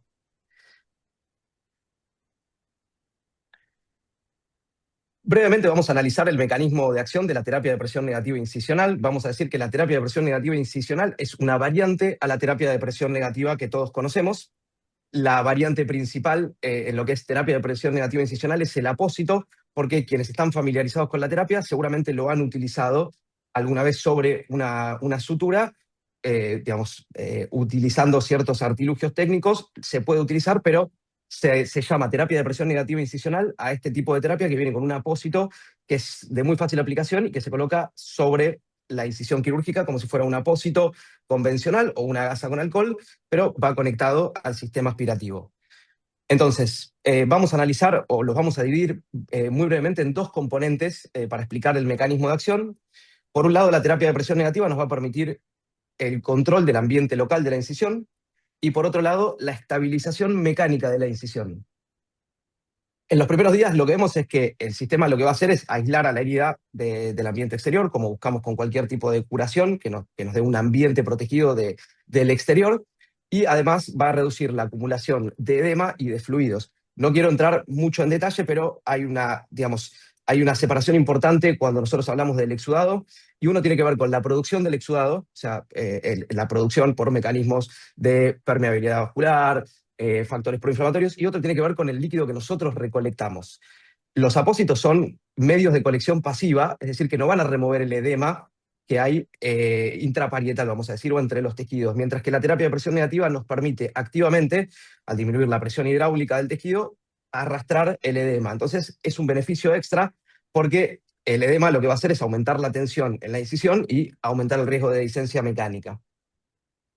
Entonces, estos dos mecanismos, que es el control del ambiente local, con el control de la humedad, de la temperatura, y la estabilización mecánica, permitiendo que los bordes se mantengan unidos, es lo que va a disminuir la presentación de dehiscencia mecánica y de infección de sitio quirúrgico.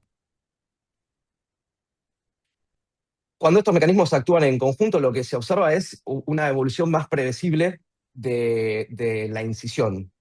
En primer lugar, lo que vemos es como los estudios que presentamos, una menor tasa de infección de sitio quirúrgico. También se reduce la formación de seromas y de otras complicaciones que están asociadas a la acumulación de fluidos, como también puede ser la maceración perilesional. Y en la práctica, lo que tienen de beneficioso estos sistemas es que, por supuesto, van a disminuir el requerimiento de recursos humanos y la cantidad de curaciones que se hace como control o como seguimiento de esa incisión quirúrgica. Y como mencionamos anteriormente, lo que se ve es una mayor estabilidad desde el punto de vista mecánico. Por todas estas razones que expuse, la terapia de presión negativa incisional se ha convertido en una estrategia cada vez más utilizada y que reduce mucho la infección de sitio quirúrgico. Lamentablemente, en el medio en el que nosotros trabajamos, muchas veces el factor económico disminuye el acceso a este tipo de tecnologías, pero en otros medios, como en Estados Unidos, como en Europa, donde hay mayor acceso a recursos, se utilizan prácticamente de rutina en lo que son incisiones de alto riesgo. ¿En qué escenarios vamos a considerar el uso de terapia de presión negativa incisional? Y puntualmente relacionándolo con lo que les decía, no todos los pacientes van a tener acceso a este tipo de tecnologías, y si tenemos que seleccionarlos, la indicación sería en aquellas incisiones quirúrgicas con alto riesgo de complicación. Dijimos que ya podemos mensurar la posibilidad de complicación por los factores locales del paciente o por los factores sistémicos. Entonces, en aquellos pacientes con múltiples factores de riesgo sistémicos, como obesidad, diabetes, tabaquismo, también en situaciones quirúrgicas donde la incisión esté sometida a mayor estrés, como pueden ser cirugías prolongadas, reintervenciones o incisiones extensas. En cirugía vascular vamos a tener que sumar un factor que es la enfermedad vascular periférica del paciente o el insuficiente riego sanguíneo, que ya nos va a condicionar la respuesta tisular. Porque recordemos que una incisión es una herida que va a cerrar por primera, pero todos los mecanismos biológicos o la mayoría de los mecanismos tienen que estar presentes para que ese tejido pueda cerrar. Y puntualmente lo que son incisiones inguinales, sumamos un entorno mucho más complejo que tiene que ver con la presencia de linfáticos, de humedad, de contaminación, que van a aumentar el riesgo de complicaciones. Por eso, en estos casos es donde recomendamos, o en nuestro medio, se podría utilizar la terapia de presión negativa incisional para modular en baja el riesgo que todos estos factores van a generar. Por último, para cerrar, voy a presentar un caso clínico muy breve, donde les voy a contar un poquito también cómo es la aplicación y cómo es el seguimiento. Muchas veces se piensa en terapia de presión negativa cuando ya no sabemos qué hacer. Cuando probamos un montón de alternativas y, bueno, le ponemos un back. Bueno, la terapia de presión negativa se puede poner antes de que el problema se presente. En este caso lo que vemos es una paciente de 63 años de edad que, con comorbilidades, diabetes tipo 1, tabaquista, que se presentó a una revisión de una prótesis de cadera y algunos días después, aproximadamente una semana después, comenzó con una dehiscencia de herida quirúrgica incipiente, con aumento de temperatura, aumento de la secreción. Entonces, lo que se utilizó fue el sistema de terapia de presión negativa incisional, que como les comentaba anteriormente, es de muy fácil aplicación. Es un apósito que se aplica, se despliega un panel adhesivo que tiene en la base, puede tomar contacto con piel perilesional, es decir, no hay que proteger la piel perilesional porque tiene una base de silicona suave, y se conecta al dispositivo de aspiración. Esto se deja durante 7 días y lo que vemos a las 2 semanas de aplicación es una sutura completamente consolidada, ya sin secreción y bueno, con el tejido completamente cerrado. Entonces, la idea principal es pensar la terapia de presión negativa incisional como una alternativa para disminuir las complicaciones, adelantarnos al escenario de la complicación de la dehiscencia de la infección de sitio quirúrgico, sabiendo que los estudios clínicos con un alto grado de evidencia científica respaldan el uso de esta tecnología. Por último, les agradezco mucho por su atención y los invito a revisar nuestro sitio web, que es www.sanaheridas.com, donde tenemos un blog con artículos sobre heridas, sobre cicatrización de heridas, destinado para pacientes y también para profesionales, donde van a encontrar muchísima información que creo que a todos los que están aquí presentes les va a ser de mucho interés. Así que muchísimas gracias. Buenísimo, muchísimas gracias, Juan. No sé si alguno del panel que hace preguntas, si no, si te parece, Ana, Yo le había dejado una pendiente a Ramiro, y que si después querés. damos a alguna de la gente que ya acabé hoy colgada esperando y me están matando. Así que, ¿cuál era, Ana? Repetila. Con respecto a la parte vascular, para este Si más neuropáticas o vasculares, si tenía alguna evaluación de los resultados en una u otra. o sea, la indicación tiene que ser índice de brazo mayor a 0,7. Si es menor, hay que revascularizar primero. Igual, la mayoría eran previamente revascularizados. Y acá el problema que nos fue peor en los neuropáticos por el hecho de la zona, ¿no? Que el hiperapoyo que, a pesar de la descarga que se intentó, se reulceraron. Pero después no porque ya eran pacientes revascularizados, ¿no? Si no, no nos aceptan tampoco el pedido de No, del la pregunta era porque me parecía que muchas, por la zona, la localización y el tipo, parecían muchas neuropáticas, por eso te preguntaba si habían tenido.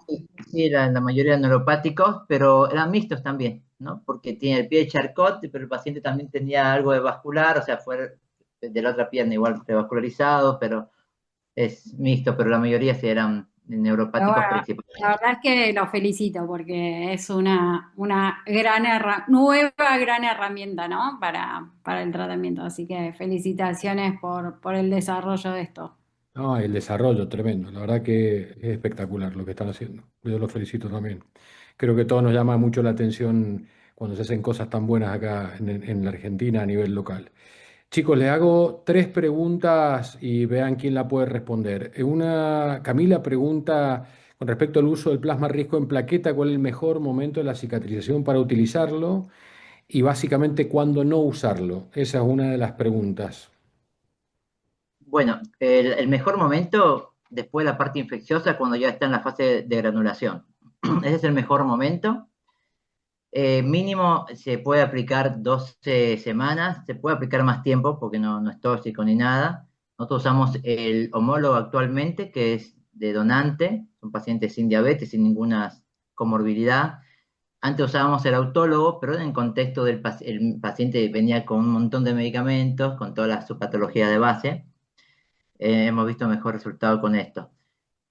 Contraindicaciones, infección local, las contraindicaciones absolutas, ¿no? Que tenga alteraciones de las plaquetas, de la coagulación, la infección local, bueno, en el caso de embarazo, en el caso de paciente que no quiera recibir inyecciones, una contraindicación relativa, o que esté con uso de corticoterapia, es relativo eso, o anticoagulado, ¿no? Y absoluta es la infección local de la herida o sospecha de algo oncológico, ¿no? Obviamente que primero se tomará biopsia y se verá, ¿no? Perfecto.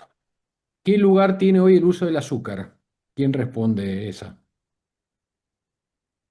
El café, Gabriel, diría vos tenés yo. ganas. ¿Eh? ¿Vos? No. Voy. Dale, Rubén. No, el azúcar lo que tiene que son propiedades curativas, digamos, que existen desde los egipcios, ¿no? De 2000 años antes de Cristo, que muchas de las cosas que se usan de antes se siguen usando hoy en día, ¿no? El azúcar, el tema acá tiene que ver tiene propiedades fisiológicas totalmente comprobado, ¿no? Poder osmótico, saca el agua, si no hay agua, las bacterias no se pueden regenerar, además las bacterias se destruyen si le estamos sacando el agua. El tema es el uso adecuado del azúcar, ¿no? El azúcar lo que tiene no es estéril, entonces muchas veces el que usa azúcar recomienda, por ejemplo, los sobrecitos que vienen de las confiterías, porque cada sobrecito, digamos, el azúcar que se utiliza completamente, ¿no? Ahora, el azúcar no es que la colocamos y tenemos que ir removiéndola, porque si no deshidratamos de más a la célula sana también. Entonces el azúcar se usa por efecto de relleno y se va colocando entre cada 6, 8 horas, 12 horas, dependiendo de la herida. Ahora, el tema acá está el riesgo de infección. Entonces, el azúcar, si se va a utilizar, el equipo tratante tiene que estar, digamos, tiene que conocer el uso adecuado, las formas, las recomendaciones para el uso adecuado, ¿no? Pero eso es algo factible, es más. Me acuerdo como rotante, todo en los servicios de cirugía se usa mucho para las heridas de abdomen, ¿no? El tema está en el uso adecuado y hoy en día hay apósitos que tienen las propiedades similares con el efecto osmótico, lo que es la miel medicinal, lo que es el propóleo. El tema es el riesgo de infección y del uso. Por eso hay que ver a quién lo vas a usar, quién es el continente, cómo lo va a utilizar, cómo lo va a usar. Entonces depende Y de esos factores, ¿no? te doy un ejemplo. Si vos tenés un paciente panza arriba con un abdomen abierto y le estás echando azúcar, es una cosa. Y otra cosa es que se la quieras poner en la pierna a una señora que está vendada y empieza a chorrear agua por todos lados por su efecto osmótico y no es lo mismo. Entonces, elegir a qué pacientes, es como dice Rubén, se va llenando la cavidad, no se enjuaga y es un paciente que está quieto y con la panza para arriba en general. No sirve mucho para este tipo de úlceras de miembro inferior. Perfecto. Ahora hay como también más herramientas que abren un abanico más amplio de tratamiento, ¿no? No digo Ya. que se puede usar, pero que quedó un poco reemplazable por lo menos. Eso quería decir o agregar. En mi opinión, sí, por supuesto, tiene digamos, mecanismos fisiológicos que pueden justificar el uso, pero digo, si necesitas un antimicrobiano, utilizaría un antimicrobiano. Si necesitas rellenar una cavidad, utilizaría quizás una gasa vaselinada, porque después algo que no vemos es el paciente que, por ejemplo, es muy utilizado en lesiones también por presión a veces, grandes cavidades donde le tienen que vaciar 1 kilo de azúcar por día y a veces si las indicaciones no son muy claras, no saben qué hacer con el líquido que sale. Entonces, me parece que es una herramienta que si no queda otra alternativa, sí, la verdad que se puede utilizar, pero todos los que estamos implicados en esto creo que tenemos que subir la vara y tratar de desterrarlo, en aquellos casos donde haya un reemplazo. Es una opinión personal. La del azúcar tenía que estar. La Por preguntaron supuesto. 2 o 3 y no le Bueno, es íbamos un a dejar poco para el como final. la del alcohol, ¿no? Claro, tal Ah, cual. Por ahí en algún momento se usa, pero hay muchas cosas que han, o que, Evolucionado. tal cual. Bueno, tiene Preguntan que ver con la una disponibilidad de colega que ha recursos. tenido, perdón, ¿cómo? Tiene que ver con la disponibilidad de recursos. Hay lugares que se van a rotar en los pueblos, donde están los pueblos Wichi, en el Chaco, todo, y te encontrás con una realidad que aprendes más de ellos, de los Totalmente. apósitos naturales, ¿no? Pero depende de la disponibilidad. Hay que saberlo usar, ¿no? Perfecto. Chicos, hay gente que ha tenido buena experiencia con la cámara hiperbárica. ¿Qué experiencia tienen ustedes? ¿Y en quién la utilizarían? Yo no tengo tanta experiencia, la usé en un par de casos. Generalmente se usan pacientes que están isquémicos, que no son revascularizables, que tienen úlceras distales, mejora también el dolor. Y no hay demasiada tampoco evidencia que sugiera su uso, pero sí se usa en ese tipo de úlceras, que no tienen otro tratamiento disponible ni revascularización. Y bueno, sí mejora el oxígeno disuelto en la sangre y es más para pacientes isquémicos. Mira, yo te voy a dar mi Sí. experiencia, no es mucha, pero por ahí la podemos haber compartido con Gaby, porque en mi época que éramos compañeras del hospital, que yo no revascularizaba como revascularizamos ahora, pacientes que por ahí no tenías acceso a revascularizar el pie, me acuerdo de 2 pacientes que anduvieron súper bien. Pero extrapolado a ahora, 2026, yo creo que esos pacientes ahora serían revascularizables, ¿no? También un poco depende del medio en el que estás, pero muchos, yo creo que priorizaría intentar revascularizarlo cuando se te agotaron las opciones. No es una mala opción, pero es un costo importante también, ¿no? Que Hablando no de está en costo, todos lados. Acceder a la cámara hiperbárica tampoco es algo más barato. muy común, tal cual. Yo para agregar lo que es la evidencia científica, habla de que los trabajos o los estudios clínicos tienen sesgo con respecto a la información, ¿no? Por ahí no dicen bien si la herida, la profundidad del área, qué grado de enfermedad vascular, entonces hay sesgo en la información. Pero la evidencia es a favor, más bien como tratamiento adyuvante, como dijo Gaby, en enfermedades que predominan la parte isquémica sobre todo, y lo que es muy claro que el oxígeno, cuando la presión transcutánea de oxígeno es menor a 40, es un factor pronóstico de falta de cicatrización. Entonces, todo lo que aumente el oxígeno, ya sea a nivel sistémico, a nivel tópico, ahí vienen aerosoles de oxígeno, o sea, todo lo que aumenta la presión de oxígeno, mejora la oxigenación, va a favorecer. Pero si los trabajos Ahora, tienen sesgo, yo creo que como tratamiento adyuvante es válido.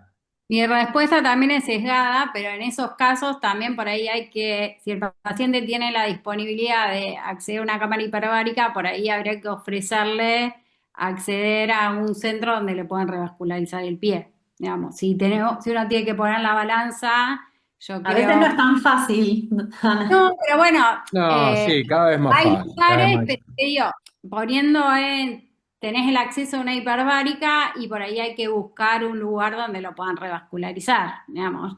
No estamos Sí, sí, hablando de acuerdo. de a nivel hospitalario estrictamente, que por ahí no tenés tanta disponibilidad, o debería, pero no, por ahí muchas veces no la hay, pero bueno, es como un caso que tenés más accesibilidad a lo que es salud, porque la cámara hiperbárica tiene costos altos, pues son 30 sesiones mínimo.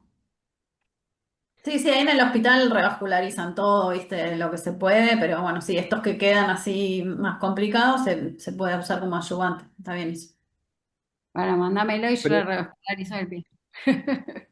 Depende de donde esté, usted en Mendoza no va a llegar, Ana, lo lamento.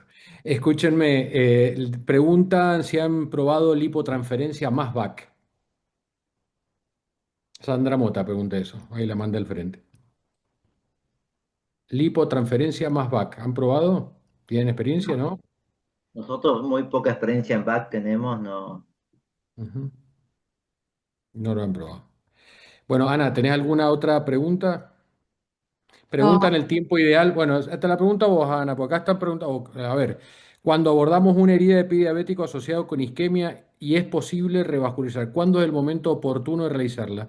¿Inmediatamente luego la toilette o en simultáneo? Bueno, un poco lo que se habló recién con el tema de la gangrena. Bueno, un poco siempre teniendo en cuenta si hay infección o no hay infección, que eso es lo que, digamos, cambia un poco el camino. Yo creo que lo primero es tratar de revascularizarlo y después hacer el tratamiento de la herida. Me parece, no sé si opinan lo mismo, por ahí o Sí, hacerle una evaluación, revascularizarlo y después, pero bueno, son tiempos en el escenario ideal que muchas veces no pasa, ¿no? Sí, yo creo que hay que exigir la revascularización y estudiar al paciente de la mejor manera. Creo que a veces el pie diabético en lo personal no hay que quedarse solamente con el eco. Creo que el eco da una aproximación tremenda, principalmente de los territorios suprapatelares, pero en el territorio infrapatelar es todo un tema. Yo creo que la angiografía es un muy buen elemento, teniendo en cuenta, por supuesto, los riesgos del paciente, pero el no option o el paciente que no tiene chance de revascularizar es uno que viene en la última etapa. Primero tiene que haber sido estudiado y ver de intentar revascularizar, no al revés. Es decir, yo creo que ante una amputación tiene que haber una interconsulta vascular, una discusión de todos los días en el grupo nuestro acá. Y por más difícil que sea el tema de los materiales y los tiempos, trabajar en conjunto para que se trate de hacer en tiempo y forma. O la otra, que creo que ustedes nos han enseñado que hay un montón de elementos como puente A, es decir, tratar de mantener ese paciente en el peor de los escenarios para que llegue ese momento de revascularización y que eso tenga el mejor éxito. Creo que la conjunción de las nuevas tecnologías que ustedes muestran con las nuevas técnicas de revascularización es lo que nosotros tratamos de hacer hoy como grupo y por eso estamos mezclados los especialistas que estamos acá. ¿Tienen No, y experiencia? un Sí, perdón. comentario que me gustaría hacer, que un poco aprendiendo del grupo de heridas, que muchas veces logran cerrar heridas sin una revascularización completa, que eso es un súper mérito. Y otra es, para el otro lado, a veces, muchas veces llegan informes, y yo he visto que pacientes que después de revascularizado, incluso con Juan Pablo, por ahí pacientes de ustedes también, que muchas veces la conclusión del que le hace el estudio es no es revascularizable y un poco el mensaje para el hogar es no se queden con eso porque muchas veces hay una chance para poder, o por lo menos intentar revascularizar. Es como ustedes son el expertise en lo que los que hacen heridas y por ahí en revascularización también, a veces parece que no, pero por lo menos hacer una interconsulta para un paciente que se le puede evitar una amputación, ¿no? Sí. Muchas veces Y, se puede y un no, y poco no más. quedarse a veces con un único intento. A veces requieren, como ustedes requieren distintas estrategias para tratar de atacar a la herida en sus distintas etapas, la revolución también pasa un poco lo mismo. A veces vos revascularizás, tiene una evolución y tenés que volver a intentar, etcétera, etcétera. O sea, no es que uno en el primer intento a veces te va bien. Es decir, hay que ir trabajando palo a palo, como dice la frase, para tratar de no vencerse.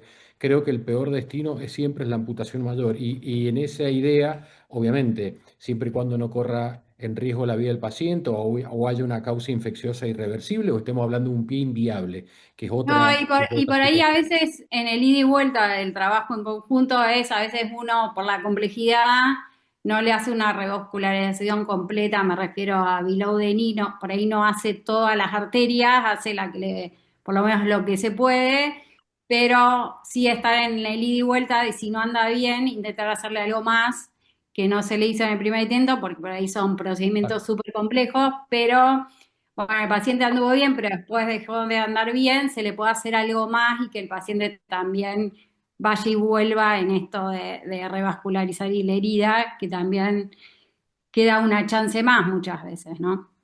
Pero bueno, Yo lo que veo también en la realidad, hay una correlación fuerte de los peores casos, o sea, los casos más severos de pie diabético, está muy correlacionado también con la parte económica y social de esa persona. Y muchas veces nosotros conocemos dónde están los centros públicos y privados que se pueden, que sabemos que lo va a revascularizar y nos encontramos con la realidad que ese centro público está colapsado. Muchas veces le hablo a Gaby, Gaby, por favor, ingresar a tu hospital, y Gaby está colapsada y no puede. Y así tengo que estar derivando lugares que están colapsados. Y a nivel privado también, el paciente, el que tiene cobertura, el centro donde le corresponde por cobertura, no revascularizado. Y el mismo paciente que hace el esfuerzo de manera privada, vuelve revascularizado. Entonces, la realidad es que nosotros, la verdad, que aprendimos que cuando nos mandamos a los pacientes que no eran revascularizables, después nos damos cuenta que sí lo eran, es impresionante. Yo dije, si nosotros nos pasa y somos un centro de referencia, no quiero creer lo que está pasando en el resto del país. Entonces yo dije, debería existir tipo, no sé, una fundación, algo para todo, porque las personas de pobres, de bajos recursos terminan en una amputación. Esa es la realidad. Yo quiero crear una amputación, un registro obligatorio a nivel nacional de amputaciones mayores, porque Sí, claro. no sabemos qué es lo que está pasando. Tenemos Si que, Es la tuviéramos bueno, lucha que datos estamos, duros, es la lucha que tenemos todos los que estamos acá, y esto es Sí. educación, y a medida que la gente también se vaya informando de que amputar no, está demostrado que es el peor estado de un ser humano, ¿no? Perder una parte de su cuerpo. Y a través de eso, lo que esto gatilla. Por eso estas charlas, fíjense que somos distintas especialidades y a todos nos moviliza a evitar una amputación mayor y hacer todo lo posible, en todo caso, para que haya una amputación útil, ¿no? De que esa persona por lo menos vuelva a su vida lo más rápido posible y que sea lo menos traumático posible. Chicos, no sé si me quedó alguna pregunta pendiente. Me preguntaron algo de matriz placentaria, no sé si alguien tiene experiencia, creo que es la última que me Carlos. ha quedado, membrana placentaria, perdón. Sí, Me yo expresé mal. uso membrana. Y La membrana viene en apósitos que también vienen en un paquetito que si fuera como un círculo de 6 centímetros de diámetro que se pone sobre la herida y se deja en la herida unos 3, 4 días. Y eso aumenta los factores de crecimiento y estimula la cicatrización. Nosotros en el hospital la usamos para pie diabético, tenemos un trabajo publicado de membrana placentaria y después la están usando también en úlceras por presión. Así que sí. bueno. yo estoy asombrado con la charla, la verdad estoy fascinado. Espero que ustedes tengan la misma experiencia al revés cuando vayan al Vascular Tour el año que viene para que vean la gente experta que traemos, las cosas que se hacen en los pies, lo que se Espero que estemos revasculariza, todos etcétera. Así que estoy esperando la última diapo que va a poner Alfonsina, que un poco los invita y los invitamos a todos a participar el año que viene del Vascular Tour y de las actividades que hacemos durante el año. Así que con Ana los esperamos el año que viene. Sí, yo también quería primero agradecerle a todos y darle el pie a Mabel, que no la dejamos pobre hablar, pero que dé las palabras de cierre y agradecerles a todos y felicitarlos porque la verdad que el nivel y lo que mostraron fue excelente. Los felicito a todos y les quiero agradecer. Gracias por la invitación. Bueno, Gracias. muchas gracias. Bueno, la verdad que espero que estemos el año que viene en Mendoza. Le quiero agradecer a cada uno y lo más importante que hablaron, sobre todo lo último, es no quedarse con que te dicen no es revascularizable, porque a nosotros nos pasó muchísimo tiempo y lo mandábamos a Zimmerman y nos revascularizaba. Entonces, ¿qué quería decir? Que sí se podía hacer algo. Entonces, lo más importante yo creo que es no quedarnos con esto y disminuir las amputaciones innecesarias, que bueno, creo que eso lo hacemos, que cierto que se puede y se puede muchas veces evitar amputaciones y a veces se nos paran los pelos cuando por un dedito le amputan una pierna cuando se podría haber hecho muchas cosas. Es decir, intentar todo lo que podamos. Yo creo que eso es un poco lo que yo les diría a todo este grupo y que sigamos en estas charlas que son muy educativas y nos demuestran que sí se puede. Bueno, gracias Gabriela, gracias Ramiro, gracias Rubén por todas estas charlas y la verdad que muy lindo para también ustedes con estas ideas de este Zoom como para que todos tengamos la misma idea. Y gracias Juan. Bueno, muchísimas gracias Muchísimas a gracias. todos y los despedimos. Gracias, Chau, chau, chau. verdad. Gracias. Chau, chau, felicitaciones. Hasta luego.